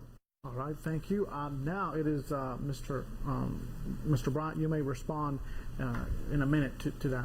Sure. Okay. I don't think I've ever said I was the hardest working supervisor. Period. Ever. There's an interview with it. Since I said I'm a hard working supervisor, I don't think I've ever said I'm the hardest working supervisor. If I did, it was a terrible mistake, because I am not. That's the hardest. Everybody makes mistakes. I'm not the hardest working supervisor. I work with my supervisors great. I'm telling you right now. Okay. We have a great personal relationship. We are basically all on the same sheet of music. We have discussions that are sometimes not pleasant, but we're able to solve those problems in adult, mature persons. So, it is all about teamwork. As I learned in the military, you can't fight a battle with just one person. You've got to have a team to go with you. I learned that. I was a platoon leader. Okay. I had 30-something people under me that I worked. My time's up? Oh, I'm sorry. I thought it was flipped up. No. I'm sorry. Yeah. I'm sorry. But, I know what it is to be a leader. I have had that instilled in me. Okay. My father has instilled in me to be a leader. And that's what I am. I'm a leader. All right. Now it is time for Mr. Bryant. You're going to ask your first question to Mr. Excuse me. This is your first or second question? Second. My second question. Second question. Yeah. And it's. You have a minute. And it's a question, seriously, that I should not answer. Should not ask. Okay. But I'm going to ask it anyway. Okay. This is the place. Because yes, I don't believe in bringing out any negative, and I told you that when I run my campaigns. I'm not going to bring out any negative information on. Can we get you guys to shift a little that way? How about that? Yes. There we go. Thank you. Thank you. I'm not going to get into any kind of spat and contest. But having said that, so I didn't put out any of my campaign signs out to later on. And the reason I didn't put them out is because you put them out, And that forced me just to kind of put them out. But everywhere I put a sign at, his sign goes beside. I deliberately try to place my signs away from his signs, but he has placed his signs beside my signs. He's even put a billboard beside my business, which I thank you for that, because that's done me more good by far than you will ever think. And I thank you so much for that. You're welcome. And I don't want you to move that sign, period. And I'm serious about that. Okay. It is great that you've done that. So the question, please. Time's up. No. What's your question to him? Well, the question is why did you decide that you wanted to put your signs all around my signs? Is it that because you feel that I'm that big a threat and you want your name over me? Is that what it is? No. Well, why, no, not by no means. Why did you do that? Or did you do that just to show that Chris is the man? Okay. So, Mr. Lawless, you have a minute to respond to that. Well, thank you for letting me think I'm the man, because I know I'm not. And every day I'm trying to be a better person. But the reason I did that was when I come to see you and I asked you for permission to run, you told me what to do, shook my hand, told me, and said, hey, go for it, guy. I'm not into it no more. Then, for whatever reason, on April Fool's, not January the 1st, I was out knocking on doors, hitting people up in the cold to make sure I was the first one on the ballot, as what you had told me to do. Correct? Good. And I got on the ballot. That's first, good. correct? That's good. So my whole deal is we go out here, and I'm pushing forward, and I go through this, the motions, announce on July the 4th, hey, I'm running for candidacy, whatever else not, the whole 9 yards.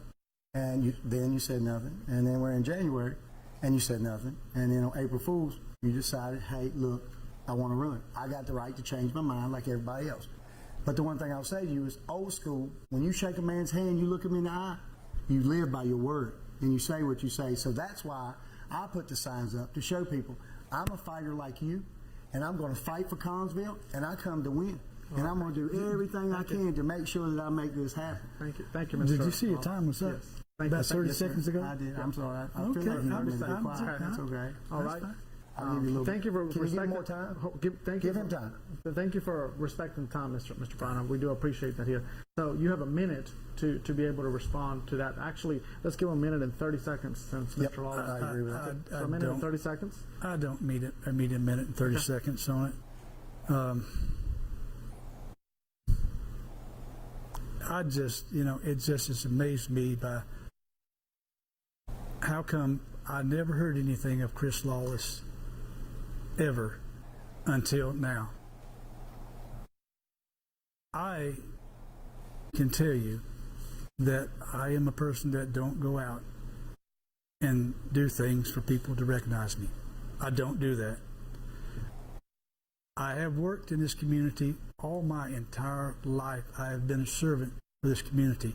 With all the stuff that I do, volunteer organizations in this community, I have done all my entire life since I obeyed the gospel some 35 years ago.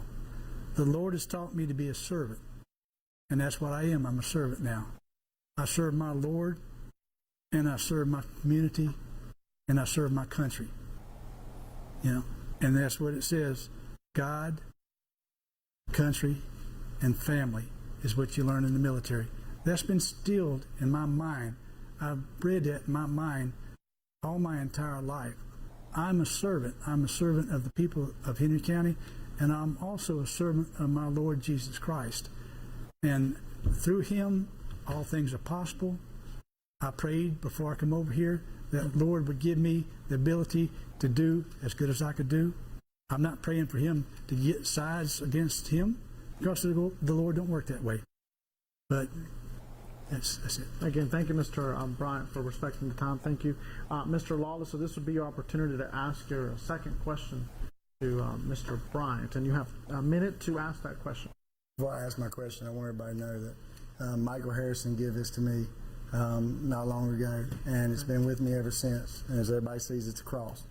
And I keep this with me to try to make me a better person, because there's days that I'm not always perfect, and I'm going to try my best to be better. So I want to get that out of the way first. Now, the question I would ask to you is, you said in the interview to Mr. Rourke, as you watch me on Star News and I watch you, you said in the interview, you said this whole entire time you run a clean campaign. Is that not correct? That is correct. At the end of one of your interviews, in your very first interview, you said at the very end that I question his ethics and his morals.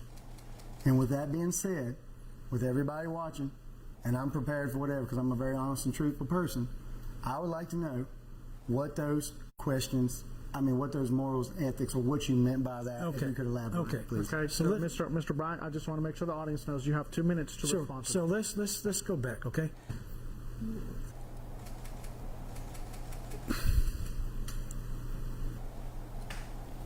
I'm trying to get my words right. It's okay. Take time. I don't want to say anything that offends you. It's all right. You're not going to. I got deep skin. Okay. You're making me tough. Well, that's good. That's good.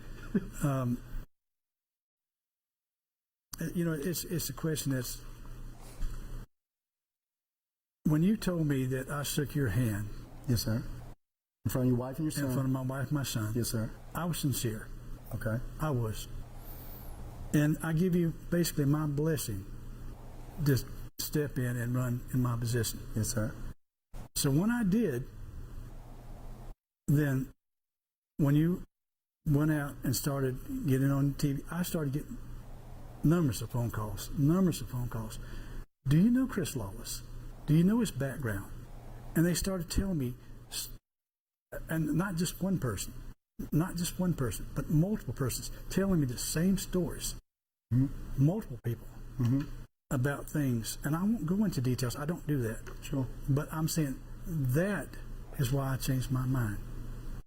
I won't go into details. If you don't know what they are, then I'm sorry. If you do know what they are, then that's up to you. You don't have to tell people about it. But there was some very, very nasty stuff that come up about you that I did not know about. I did my research.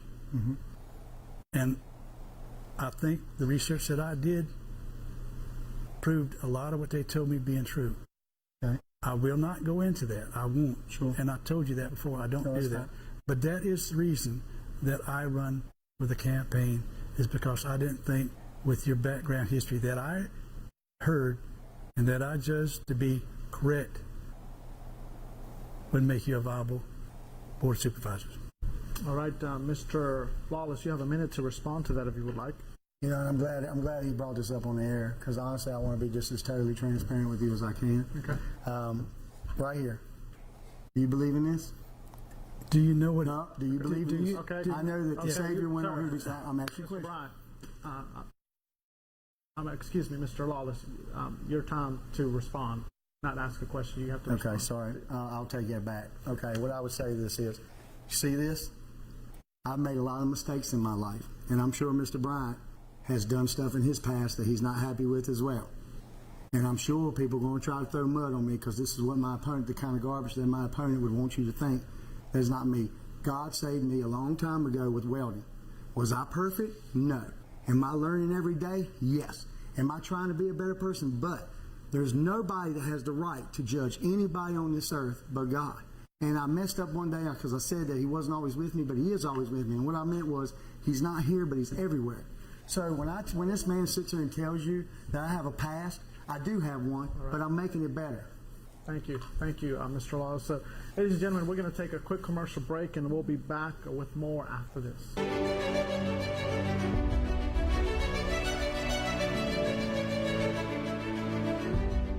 Halifax Apartments in Collinsville. Thousands of police calls, roaches and rats, and drug dealing. 24/7. Mr. Bryant has been here on the board for so long, and he hasn't did a thing for us. With these apartments, this is a nightmare for me. But one thing is unique about the apartment complex, despite the number of calls, it's not like it's one consistent person. There's a constant turnover of residents inside of that apartment complex. I've been living here for years and years, and the place just got run down with roaches and rats and drug dealers. It was hard to take. The neighbors started calling Chris Lawless, so he took it up. He started going to the Board of Supervisors meetings, and now we have a new owner. And Chris Lawless fixed it. Let's step it up and vote for Chris Lawless, because he gets it fixed. I'm Chris Lawless, and this message is paid for and authorized by Lawless for Collinsville Supervisor. We got nice, new, clean neighbors now. I'm Jane Barrow, and I'm now at Sarva Properties. I retired in September, and I failed at retirement. I decided after 6 months of sitting on the couch, there's only so much house you can clean, there's only so much stuff you can crochet, that it was time for me to go back to work. I've worked with Richard for the past 14 years and really liked his style of business. I just love the family feel, and I can't quit. I'm excited to get back out in the field. I did some listings today, got those ready to go in. I've done some showings over the last few weeks. I've just enjoyed it. I've enjoyed meeting people. I really enjoy helping first-time home buyers find their dream. I'm Jane Barrow. I'm at Sarva Properties now. You should list with me because I have been in the business for 14 years. I'm very familiar with Martinsville and Henry County, born and bred here. At Sarva Properties, our team of agents are the difference. Your summer adventure begins here at Gunter Automotive. Hello, this is Tim from Gunter Automotive, and we've got summertime deals so hot the exclusive. Every car, truck, SUV is priced to move. Incentives on incentives and low monthly payments too. Located in Ridgeway, across from the Speedway. Gonna keep you rolling, gonna keep you rolling. Who keeps you rolling? Gonna keep you rolling. Gonna keep you rolling, gonna keep you rolling. Keep you rolling, gonna keep you rolling. Gunner's got the best deals in town. Number one service just passed around.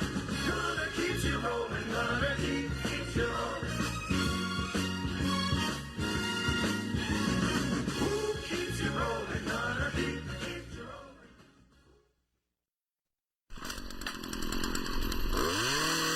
Some people talk, some people do. We can do better. As you can see, I am doing better. My actions speak louder than words. If you look at it, we get the kudzu off Russell Drive-In. Hopefully we have a potential client who want to open up business here. Business brings in tourism. Tourism brings in money. We can do better. If you want new life, new energy, and new actions, vote Ray Reynolds. This message is paid for and authorized by Ray Reynolds, the Blackberry Supervisor.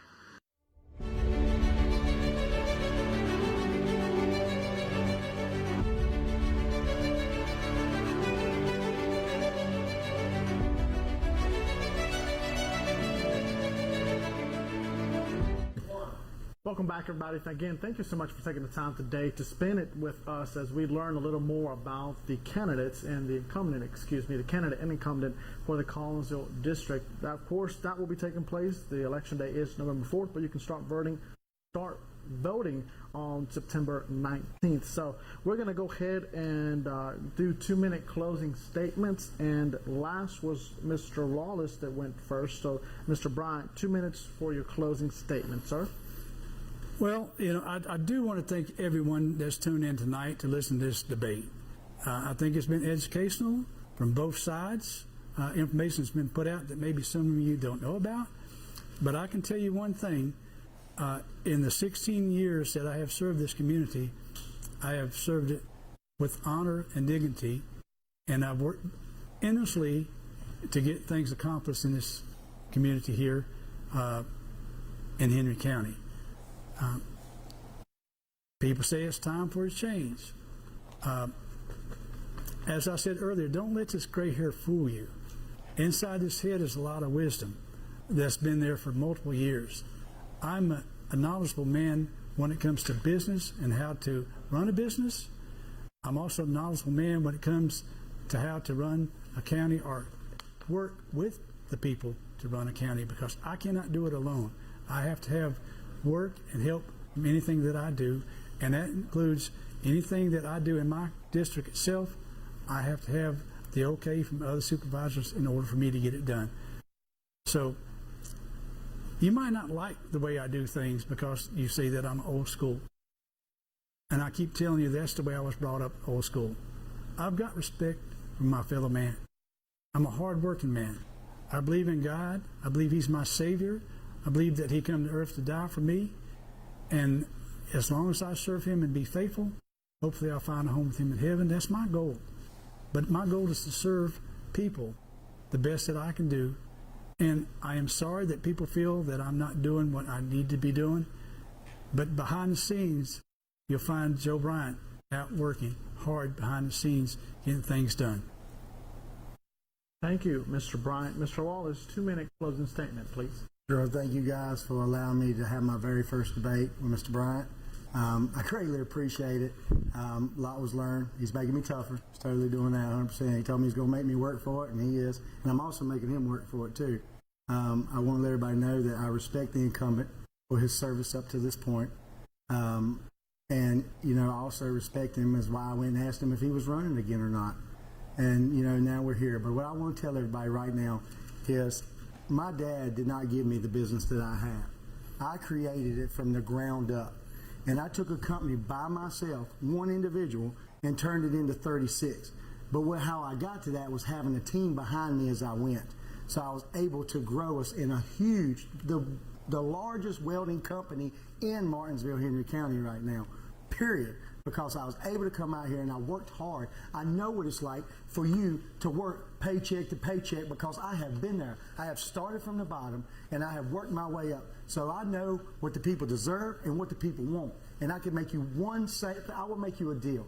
If voted in, I will make sure that I do everything in my power when I wake up to make sure that this community is taken care of and community first, as is what my platform has been. So if you do want change and you do want to move on with everybody around us doing different things, Danville, Greensboro, we cannot stay stagnant. I am begging you to get out on November the 4th and vote for Lawless for change, because I understand business, I understand my community, and as far as experience, like I said before, I have as much experience as the first people that come before me, which was everyone from a radio dealer to one that works at Tar Heel, to one that was an antique dealer, to one that works on the school board and EMS in many different directions, even a writer. We all don't know politics, but we learn them. I'm up here. I made it through this, and I'm so glad that we was able to do this. And I want to say thank you for watching us. And November the 4th, Lawless. Thank you, Mr. Lawless. And again, gentlemen, thank you so much for taking the time to be here. My very last question of the night, of the evening, would be is if you both would agree to return to another debate on October 23rd at 7 p.m. right here at Star News. Can I get a yes from Mr. Lawless? I have no problem with that. You know, I mean, it's just like anything else. I would have to. I don't foresee anything happening in that time frame, but you know, I can let you know. I don't have any problem with it. So no yes. I don't know what's happening that date. Okay. You know, I do have a work calendar that I got to go by, so I have to check my work calendar to see. But I don't, what date would that be on? I mean, what day? That would be a Thursday, October 23rd at 7 p.m. Okay. I don't see, myself personally, I don't see anything happening that I can think of. All right. Mr. Lawless, would you agree to be here? I would agree to be here, but I want to tell everybody real quick, since I got the moment, that I'm having a town meeting in Leatherwood at the Ruleton Building, which Mr. Bryant has been nice enough to let me use on, I think we said August 7th. No, I have not. Your lady was supposed to get back to me, and I told her that when she got back to me that I had to go to the board. The board, I can't tell you that we're going to do it. It's not me to tell you. I got to go to the board. We have a board of directors of the Mount Ruleton Club, just like we got a board of directors of the FC Rescue Squad. So if you want me to go with them, I'll be glad to check with them. I'm not trying to be rude. My secretary said when you called there was no problem with having I said there's no problem with me, but I would have to check. It's not any problem with me. I don't have any problem with it. Well, could you check for me August the 7th? Well, she said she would call me back and let me know. Well, if she calls on August the 7th, would that be okay? Or can you check for me? Well, please? she needs to call me back and let me know for sure. Okay, well, and pick the date. So it might be a little hard to schedule that debate. But again, thank you all very much for being here. Remember, early voting starts September 19th, and Election Day is November 4th. Again, thank you so much, and we will see you at the polls. All right, we're coming to you here from Star News.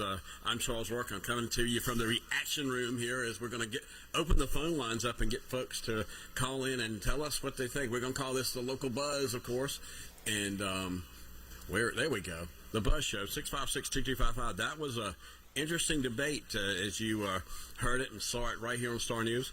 And pick your phone up right now and give me your reaction to that.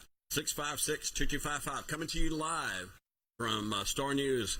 That's Studio 1A you're looking at right now. I'm coming to you from the digital control room as we're getting reaction from that very heated debate. I can't remember a debate that got that heated, especially in the last part of it. But as we're going to get reaction, so we don't, somebody's pulling on a mic here. Be careful here. 656-2255, want to get your reaction to the debate tonight. Hello, you on the air? You're live and on the air. Charles. Yes, what'd you think? I think one thing, Chris Lawless is hot-headed. Hot-headed, okay. Do you think Mr. Lawless is hot-headed? Did you do that? What's that now? He was hot-headed. Okay. All right. Yep. And I'm voting for Joe Bryant. I think every time I have called Joe, do something about in the real estate in the county in the office that he's got on his phone after I talked to him and solved the problem. And I have had him to come out and fix a road problem, needs paving. Right. And he does that. And he don't ask me to thank him on that. I'll do it. But he's quiet. And then the people you have to watch out for, because they're the ones that's going to do the most for the people. They ain't going to be hot-headed and go out with a weed eater and start doing something before elections. Bye-bye. All right, 656-2255. We're getting more reaction. Negative Nancy says that she's going to put her vote is going to go to Joe Bryant. Joe Bryant. She said that she's liked the reaction, the things that he's done for her, and apparently responds to her. So that's the first reaction from the show tonight. Please call us at 656-2255. Are we still live on Facebook as well? And we'll be getting some people, pretty heated comments on Facebook if you want to see some of the back and forth while that last segment. I thought that was the one that really got heated. It was quite at the end. This is some still pictures here, and I want to make sure that we get the right credit for that. Hello, you're on the air. You're live and on the air. Go ahead. Yes, did Chris Lawless have permission to use those posters sticking up every few minutes? And did Luis agree to that? And it just shows how immature he is, and that certainly would have diverted Bryant's attention, him doing that. So you didn't like him using those posters? That was ridiculous. That should never have been done. What was the reason he did it? I want him to let us know. Well, okay. Please. Well, maybe we can get to the bottom of that. 656-2255. Give us a call. Hello, you're on the air. I'll be voting for Joe Bryant because Chris Lawless has taken credit for fixing those apartments up in Collinsville, and he did not. That was a 20-year effort by the residents of that entire neighborhood and Joe Bryant and the new buyer. I had respect for Chris up until he did that. Did he come in and help those neighbors? He did, but did he do that himself? He did not. Thank you. All right, 656-2255 is the number. We're taking live calls. Reaction from the debate tonight. You're on the air. Go ahead. Yeah, I just want to say that nobody knew about Chris Lawless, really. They only knew about his business. So it takes for him to want to get in a seat and want to worry about grass being mowed, weeds being pulled up. And then he's been very snobby to Mr. Bryant. And I think Mr. Bryant has been respectful to him for this whole time. If you're going to talk like that to your elders, you sure don't need a seat on the board, because plenty of elders come to them meetings every time they're held. Is he going to disrespect them the same way? All right. Do you have anything nice to say about Mr. Lawless? Thanks for the food, Charles. Okay, you bet. Go ahead. Okay, she just hung up. Hello, you're on the air. Hello, you're on the air. Go ahead. Oh, yeah, can you hear me? I can. Go ahead. The lady called saying Chris Lawless was hot-headed and all that stuff. I disagree with that. Okay. That's just 100% passion right there. You thought it was passion, okay? So you like that? He's passionate about what he's doing, I think, you know? Right. Like, a lot of people mistake stuff like that, you know? I got you. So I thought he was, you know, he was professional, I think. He's just very passionate. All right. I got you. All right. And, of course, we got pictures here on the scene. Make sure I give that right credit. Just write it down for me if I can make sure I get that right. How about Louise, our moderator? He had to kind of cool him down sometimes. He had to get him straight, and he seemed to do it pretty well. Let's put him on the reaction as well. Hello, you on the air? Good afternoon. I agree with that last caller, the very last one. I think Chris was just passionate about it. For his first public debate, I give him an A+ on it. I thought he done great. What did you like? I like the whole thing, Charles, to be honest with you. You know, I've said before, if I was in that district, I would vote for Mr. Lawless. But I do want to say thank you to Mr. Bryant for his military service. I highly appreciate that. I thank all veterans, and I did not know Mr. Bryant has been in the reserve that long, but I highly appreciate him and all our veterans, and I appreciate him letting the public know that he did do that. He's done a lot in his private life for his rescue squad and this, that, and the other we're learning about.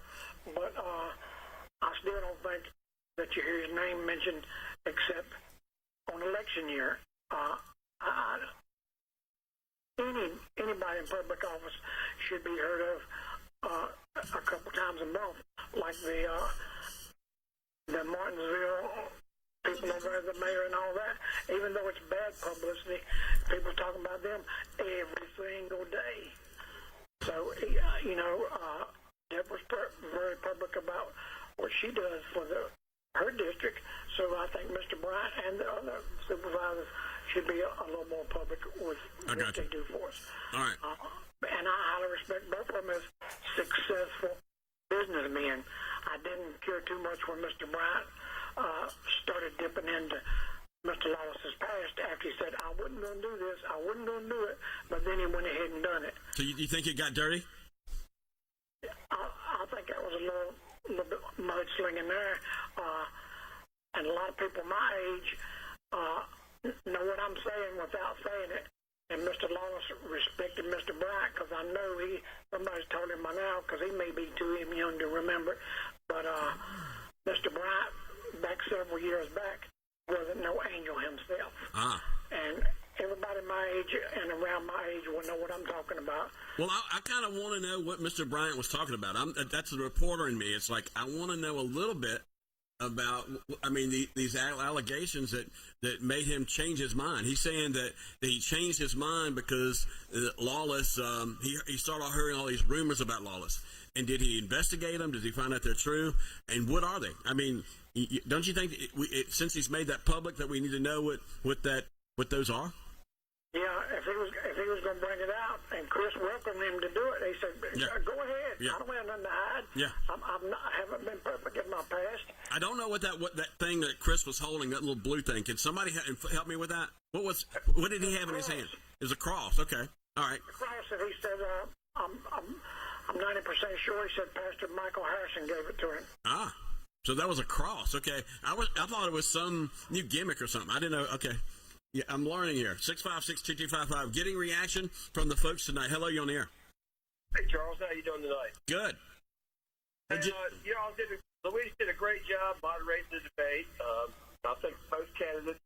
Did the candidates ever get over on him, you think?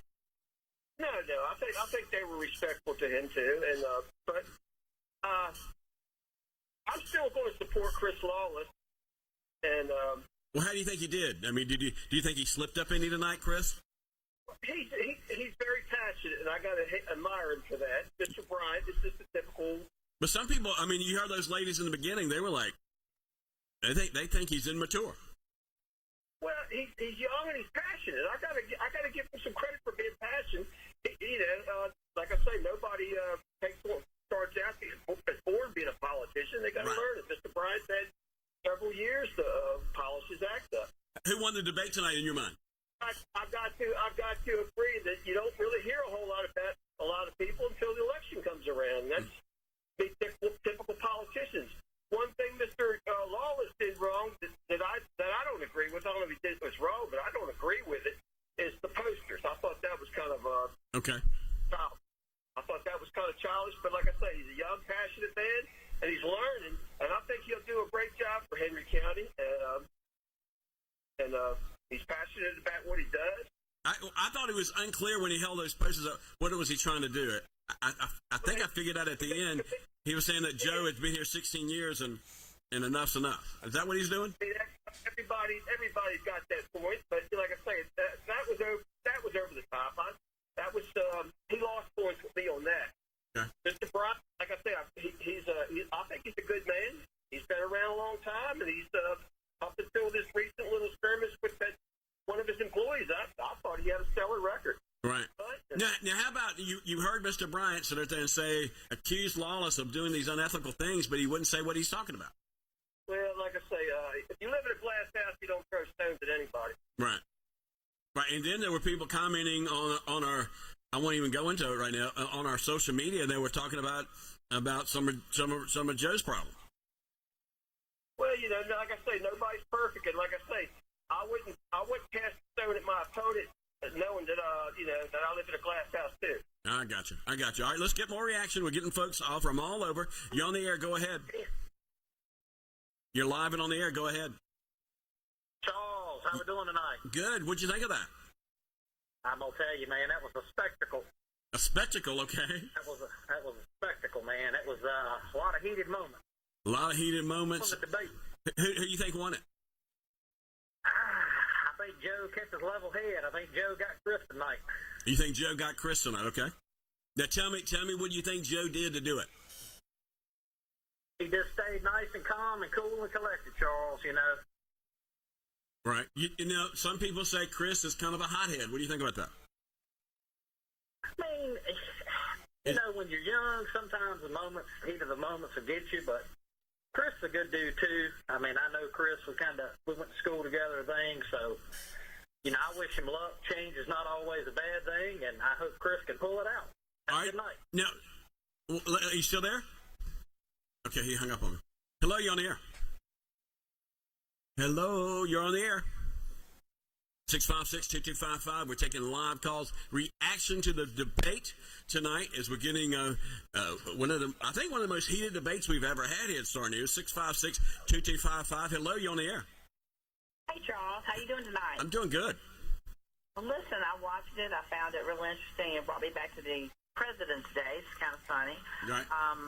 I thought it was good. I thought Louise did an amazing job. Yeah. I would like to say, though, I don't think you should ever allow anybody to have those cardboards and bring them in and out. That was very distracting. Okay. I would not allow that. Well, I mean, one of the things it went real well. Well, one of the things we do in something like this is that we let these candidates bring what they got. And if you don't like those weird cards, sometimes apparently it took points off of what people felt about Chris Lawless. And the reason being, nobody understood what it meant. Right. I mean, it's like, why is he pulling this out? Right. I know, Chris. I finally got it at the end when he was saying you've been here for 16 years. Right, but a lot of people still didn't understand what that meant. I got it. And I just think it was unprofessional. Okay. I think that was something you probably shouldn't allow in the future if that's your business. Right. But I enjoyed it. But the Louise guy, he's professional. He did a great job. Great job with Louise, okay? Thank you, sir. Thank you, ma'am. What you said about Mr. Bryant having information about the other guy didn't want to bring it out. Maybe that's something you ought to talk to them too in private about. Well, who won the debate in your mind? Joe Bryant by far. Joe Bryant by far. All right, 656-2255. We're taking your calls. You're on the air. Go ahead. You're live. Go ahead. I don't know what's going on that line. 656-2255 as we're taking live calls. 656-2255. We're going to be here for a few more minutes, getting some more reaction. Yes, go ahead.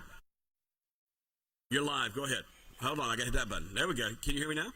Yeah. Okay. What'd you think? I finally got the 16. What was the 10? I'm not sure. I didn't see the 10. You didn't understand the numbers. Was that the problem?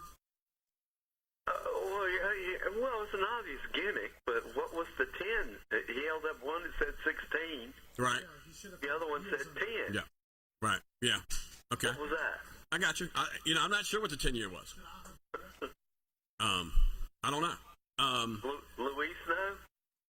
I'm sure he's investigating because he just heard what you said there.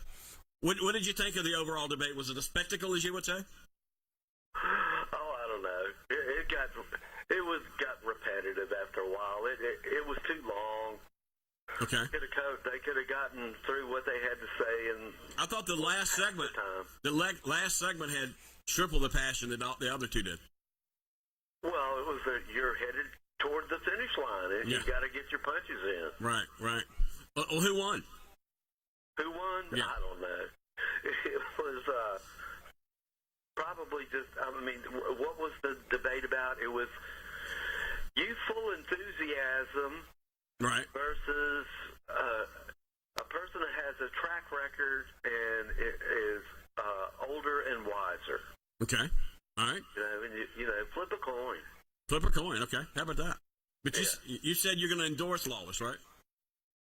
Well, technically. Technically, okay. We know you can't vote for him. Just like very lukewarm. How about that? How about Lawless? Because he got passionate about the youth not being able to get in. It's like an old school system where the young people can't have a say. Yeah, well, life isn't fair. Yeah. Yeah. What can I say? Yeah, man. If he's tenacious, just stick with it and, be like Steve Draper. He ran for what? 10, 15 years before he got elected sheriff. Right. Keep it up. Yeah, you'll get in there. How about Luis? How did he do? Luis, you said it right. Yeah. How did he do? It was all right, but I just thought it was tedious and long and drawn out, and it could have been tidied up a bit. Well, I think it's one of the most heated debates we've had. Oh, okay. Well, good for you. Yeah. I'm glad you shared your opinion. Okay. Thanks for watching, okay? Huh? Thanks for watching. You're welcome, sir. What do I get out of it now? Oh, lots of comment time. All right, but I don't have a dog in the fight. I just, you were asking for opinions. I think I gave it. I think you got now. Of the candidate, of the two, who was the most passionate? Who was the most passionate? Well, they've already said Chris was. Chris was, okay. But did he overdo it? And what did you think of Yeah, he came off as being a little hot-headed, in my opinion. A little hot-headed. How about the numbers? Did that upset you? You show your enthusiasm, but before, you kind of like, oh, he's frowning and scowling, and got a little loud. Right. A little animated with his body language. Right. I thought, Joe was cool and calm. Like I've said it before, I don't think anybody in Collinsville will be, underserved with either candidate. All right. Well, thank you for your response, and let's get some more reactions. You're live on the air. Go ahead. Hi, Charles. How are you tonight? I'm great. Yeah, watching the debate. Yes. What you got? I know you got an opinion. Let me hear it. I say Chris Lawless. Now, so you like? Did you like his passion? Yes, I love his passion. Right. Okay. I think he would do an awesome job. I live in Martinsville, and I can't vote for him, so I'm pretty sad about that. But Chris Lawless has passion. He has drive. He has ambition. And I think it was really dirty of Joe Bryant trying to sling mud, but it is what it is. Joe Bryant has a past too. Okay. don't we all? and Luis did great. Tell me what you liked about him. Oh, Luis is always really professional, and he's in control of himself. I thought he looked fashionable too. Pardon me? What did you think of that background? The background was nice. Yeah. The background. Yeah. Yes. Yeah. I like Chris holding on to the cross, I'd be squeezing that cross, too, if I had to debate somebody like Joe Bryant. You think Joe's hard to debate? What do you think? Yeah, I think he's hard-nosed. And, old school really doesn't have anything to do with it. I really think that, people need to give the younger generation a chance. We want transparency. We want to know what's going on. And to make fun of Chris Lawless for getting out and picking up trash and doing great things in the community, to me is like childish. Right. But pretty good show tonight, Charles. Okay. All right, thanks for watching. I really appreciate that. Got time for just a few more reactions here. 656-2255. We interact with our audience more than any other media in town. We like to hear you, see you, and get your comments. Type your comments down. How many comments do we have on our Facebook page on this debate? Can somebody tell me? 656-2255 is the number. I saw 300 comments? when I was live, but I don't know. Oh, it could be more. Oh, lots of comments. 656-2255 is we're taking your calls. Hey, Sarcastic Man, Luis, I'll say it right. Sarcastic Man's the only one. He said it was too long, he said. That's what he said. But he's tough on everybody. Just keep that in mind. 656-2255. Anybody else want to react, respond? He said that he said you did pretty well, but he said it went too long. He said, I didn't think so. I thought I was glad to wait for the third segment, the most animated segment of all three of them. Where I thought we really got to see the candidates. You could see anger between those candidates on there. You could see they don't really like each other. And I have to admit, I want to know what you got, Luis. Can I give y'all a secret? Yeah, let me. Oh my goodness, I love secrets. They actually debated more when the cameras were off than actually on camera. I was like, can y'all hold it for it? No. We run clean campaigns, and then they throw dirt on each other. Yeah. I did see some dirt throwing. there. I saw it. Did you see my dirt? You got dirt on you. He's got a dirty shirt. 656-2255. We got it. I'm gonna stand here like 4 or 5 more minutes for anybody else that wants to react. It seems I think it's mixed tonight. I think and then we got another chance for another debate coming up in October.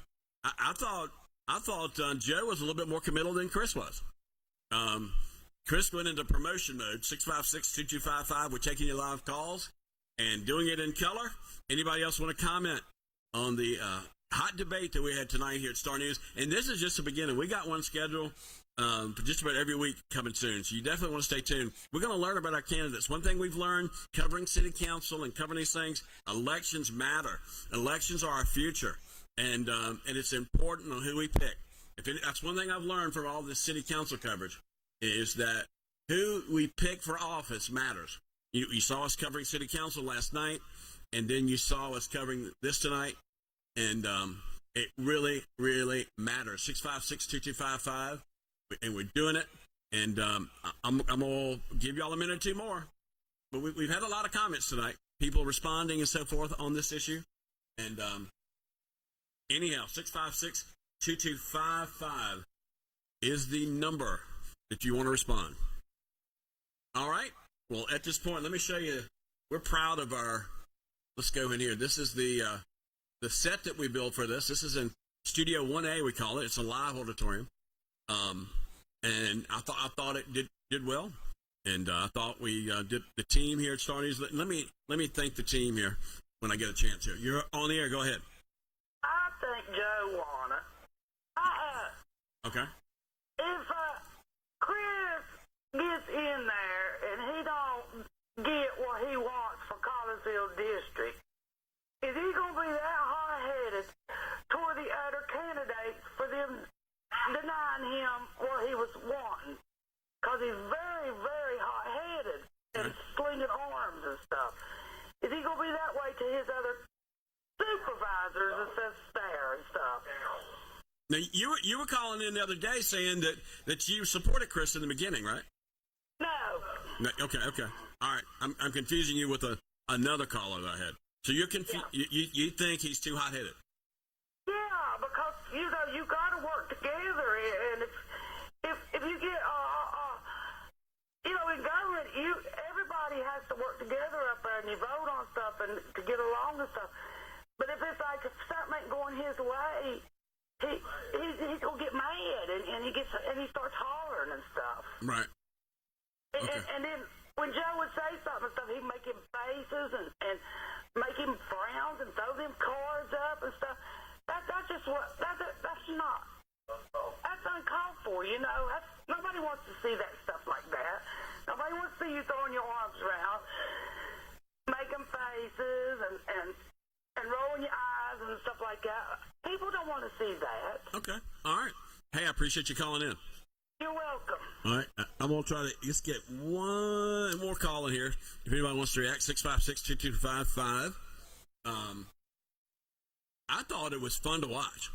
I actually got to sit down and watch our TV channel during the second and third channel, and I thought it was interesting to watch. The third segment was my favorite because I thought it really did get a little slingy there. You're on the air. Go ahead. You're live and on the air. Go ahead. Hello. Yes. Yes. I have to say I think Chris Wallace won that debate. Okay. All right. Let me hear why. I think that the passion. I think they're mistaking hot-headedness for passion. Right. Because what I saw out of Chris was passion. Passion. Okay. Passion for wanting to do what he could for his community. You think he was trying to break through? You think he was like trying to break through? I don't break through. No, in other words, I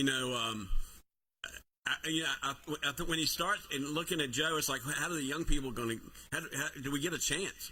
It's like I felt like he was like breaking through a wall or something. I think he needs his chance. Chris, he thinks he has a lot of passion for the community, and he admits that he's not perfect, just like most of us. And I think Chris has got a lot of good years ahead of him that he can put in for this community. That's all I can say. I think that some of the people are mistaking his hot-headedness or passion for hot-headedness. Right. But that's about all I got. Well, he works in the welding industry, and that's it's kind of a rough business from a standpoint of what you have to do. Especially, I was just thinking, a hot summer welding. I don't think I could do it. I mean, so you got to be. I get that. He is a hard worker, that's for sure. And I'm just looking at all the stuff he does for community. Mm-hmm. I mean, that water center, and I mean, he does that every year. He does a Christmas time. Doesn't he do something for that Oh yeah. To help people that are And the food pantry. And he's been doing it for several years. It's not something you just start doing. Right. I mean, I've been a part of Martinsville community for like the past 3 years or so. Right. He has done it every year. Right. That I've been around. I just think he's an amazing man. Well, what I sense on this thing is that I think Chris will have a lot to overcome to win this election, because you can see there's some diehard Bryant fans out here, and they like his kind of calmness and so forth. So it looks like to me, if Chris has a chance, he's going to have to fight a little bit. He's going to have to fight. Chris is going to have to fight, but he seems to be a fighter for me. I mean, if one thing that passion shows is that he's a fighter. All right, he's a fighter. Okay, thank you. Hello, you on the air? Charles, I think the best professional welder is the Nash brothers. Okay. All right, Nancy, coming from left field again, 656-2255. All right, we're getting ready to wrap the show up. If anybody else wants to get a quick call in here, we got to take all those cameras down and stuff. Let's go back to there's our live theater right now. We're very proud of that, and this people still talking and mingling. 656-2255. Hello, you're on the air. Go ahead. You're on the air. Go ahead. No, I'm on the air? Yes. Oh, it's Luis. Sorry, it wasn't connected. Yeah. No, I mean, you've done a lot of debates. I want a little more critique. How am I supposed to learn, expand, and be better if nobody's calling in to critique? No, we've had like 3 or 4 people critiquing you. What are they saying? So I can free for the next one, because I'm trying to have one in October. Right. I didn't get a definite yes from anybody, but that's what we're. I thought Joe gave more of a yes than Chris did. But anyhow, I thought you did a great job. Because yeah, but what are people saying that I need to work on? Like I said, I really do want to hear it, because I need to fix that. Well, I'll tell you what, Sarcastic Man, I think he was overall, he said it went a little too long and drug out. But, here's what I've learned about doing a debate. I thought that last segment, man, and he said that was when they were coming across the finish line. That's when I thought we got more out of the candidates on that last third segment when they asked each other questions. And it got personal a little bit and interesting. It was interesting to watch. And I think Chris, some people are calling it passion. Some people are calling it him being rude. But whatever people think, I mean, he definitely made an impact, some good, some bad. And I would have to say, also, sorry, I'm trying to do down some food here, but also what I would say is that one of the things I think that people I've been talking to just now, because of course they've been watching, a lot of people were watching this debate, and it was highly anticipated. Is that they didn't really like the kind of the candidates insinuated, that there were private things in their lives. Now, you know me, I am so wondering, what are they talking about? Right. So let's wait till we get off the air first. I didn't feel like it was appropriate for me to put people's dirty laundry out there. That wasn't what the debate was about. It was literally about what they're running on. Yeah, but I mean, to me, we got like half the story. I hate getting half the story, don't you? So I feel like on both parts there. I think if they weren't going to say it all, I think they should have not insinuated to it, because it paints a negative picture for anybody, and then they start thinking, well, what are those secrets that they don't want to unveil? And and like I said, I can't talk about them, but I heard some of them during the break, and I was like, why did you not say it on the air? So when during the breaks, what did you hear? I got to know. What were they saying? Like I said, I'm not going to air their dirty laundry. So they got dirty during the breaks? They didn't do it first. Did they get dirty during the breaks? Well, they definitely got a little confrontational. Okay, especially when they were asking each other the questions, and I kind of was expecting that. And then obviously with the big brawl using the building, I think that one was one that I definitely allowed, because I was trying to learn just as people were about what the process was, but also they couldn't even agree on that. So like I said, I hope we can see them back in October, but I'm going to have to definitely follow up and try to make sure we get that. All right, I want to ask you a question.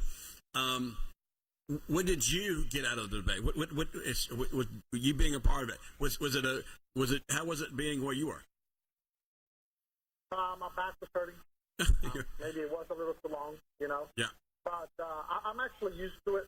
I didn't feel it any way, any pressure, because on the back of my mind I knew that everything that I had written and and everything that I was keeping a track of was fair. Like, that was my number one goal. I didn't want any of the candidates, and both of them, when the cameras went off, and I'm not going to speak to them, but I feel like both of them were satisfied that I treated them fairly, because that was my, like I said, that was my number one goal.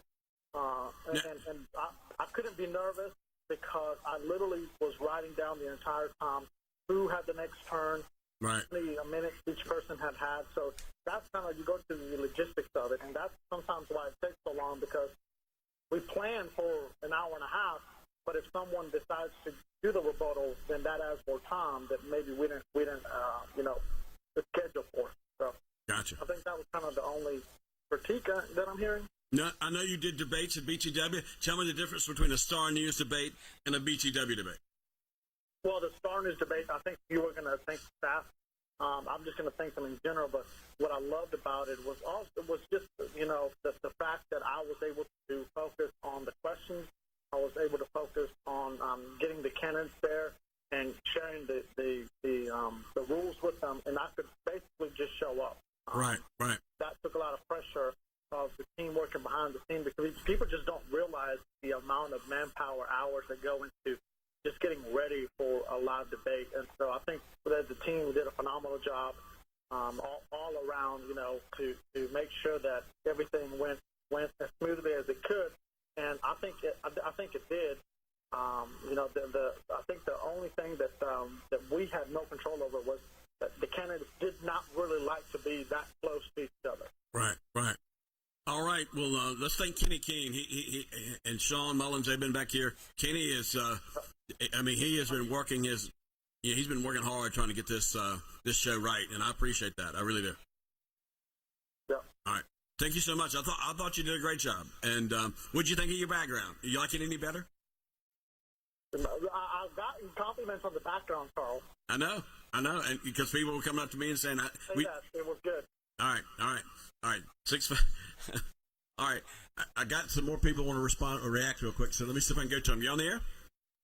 Yes, sir. I forgot to say earlier, Charles, I thought Louis done a wonderful job. I agree with everybody else. Very professional. But you know what? I like the diversity. That we got all this going on, and we got young people on TV. It's very difficult to do that locally, and the fact that he's so young and ambitious and really loves it. I mean, that's the thing you can see with Luis. He loves it. And that's what's the hard thing to find in our business, especially locally. But he's got it. He's got what it takes to do the job. Yeah, you better go ahead and lock him in on payroll before Roanoke or somebody tries to steal him. Oh yeah, I mean, Luis is going to go far. He doesn't know it yet, but I think you'll see him on national television at some point. Oh yeah, that's what I'm saying. You better lock him in quick before he ends up. I'm not going to lock him in, because if he can go to Fox News or CNN, let him roll, man. I mean that would be wonderful. Yeah, I agree. He's going far. Yeah. All right. So you say Chris won. Is that right? Yes, sir. I think he did, and I'm struggling with this, because I hate to be like Mr. Bryant and say, well, I wasn't going to do it. I wasn't going to say something, but I am. But I will be like Mr. Bryant. I'm just going to go ahead and say it. And it's not the bad thing that people think that we all know. Mr. Bryant may need to brush up on his vocabulary a little bit, because one time he meant to call Chris opponent, and he called him proponent. And then he said... oh, that's live TV, man. That happens to all of us. I know, but he done it more than one time. And then another time I recall, instead of saying taken, he said tooken. And I argue with my family all the time. Tooken is not a word. It's It's not in the dictionary. It's not on the computer or nothing. Tooken is not a word. It's taken. Okay. He tried to tooken credit for something. That don't sound right. No. I'm not perfect either. Now, one of the things that I could tell Bryant was not happy with, that new commercial Chris Lawless has got, taking credit for cleaning up Halifax apartments. Did you catch that? I saw that, but I never heard Chris say that he got it done. I did see people that live there say Chris got it done. Right. I never heard Chris bragging, saying, I got this done, and, you know, but I kind of liked the 16 sign that he kept putting up. That was telling everybody that, hey, this man's been in there 16 years. What has he done? Yeah, you know? Right. Does one thing every 3 years. Right. Trying to get reelected. Yep. But you do what you got to do. You bet. On a 1 to 10, how interesting was this debate? Well, I sit here in the recliner through the whole thing, if that tells you anything. All right, was it the best one we've had? You know what, Charles? I hadn't thought about it like that. It's the best one I can recall. Right. My memory's kind of flooding out on me here and there because of my condition, but it's the best debate that I can recall in recent history. Gotcha. All right. Hey, we love your response, and we love you watching. And you know, you're a fighter too. I mean, we've watched you fight your health problems, but man, you just kind of want to keep ticking, don't you? Evidently, it's been about a year and a half now, pushing 2 years. It's been 7 months since the major operation, and I've had 4 operations since the big one. So I'm staying around here for some reason. The good Lord it ain't my time to go home, evidently. There you go. I'll just stay here and keep fighting until my day's gone. Right. I do think that this debate it spotlights young and old, don't you think? It did. Yeah. Sure did. Right. And we're going to see in November. I mean, I don't think we've seen I think this is going to be a long campaign, and it looks like the battle is on, don't you think? Yeah, I think it is. It's going to be one of the better ones we've seen, we've witnessed. But I think both of them will.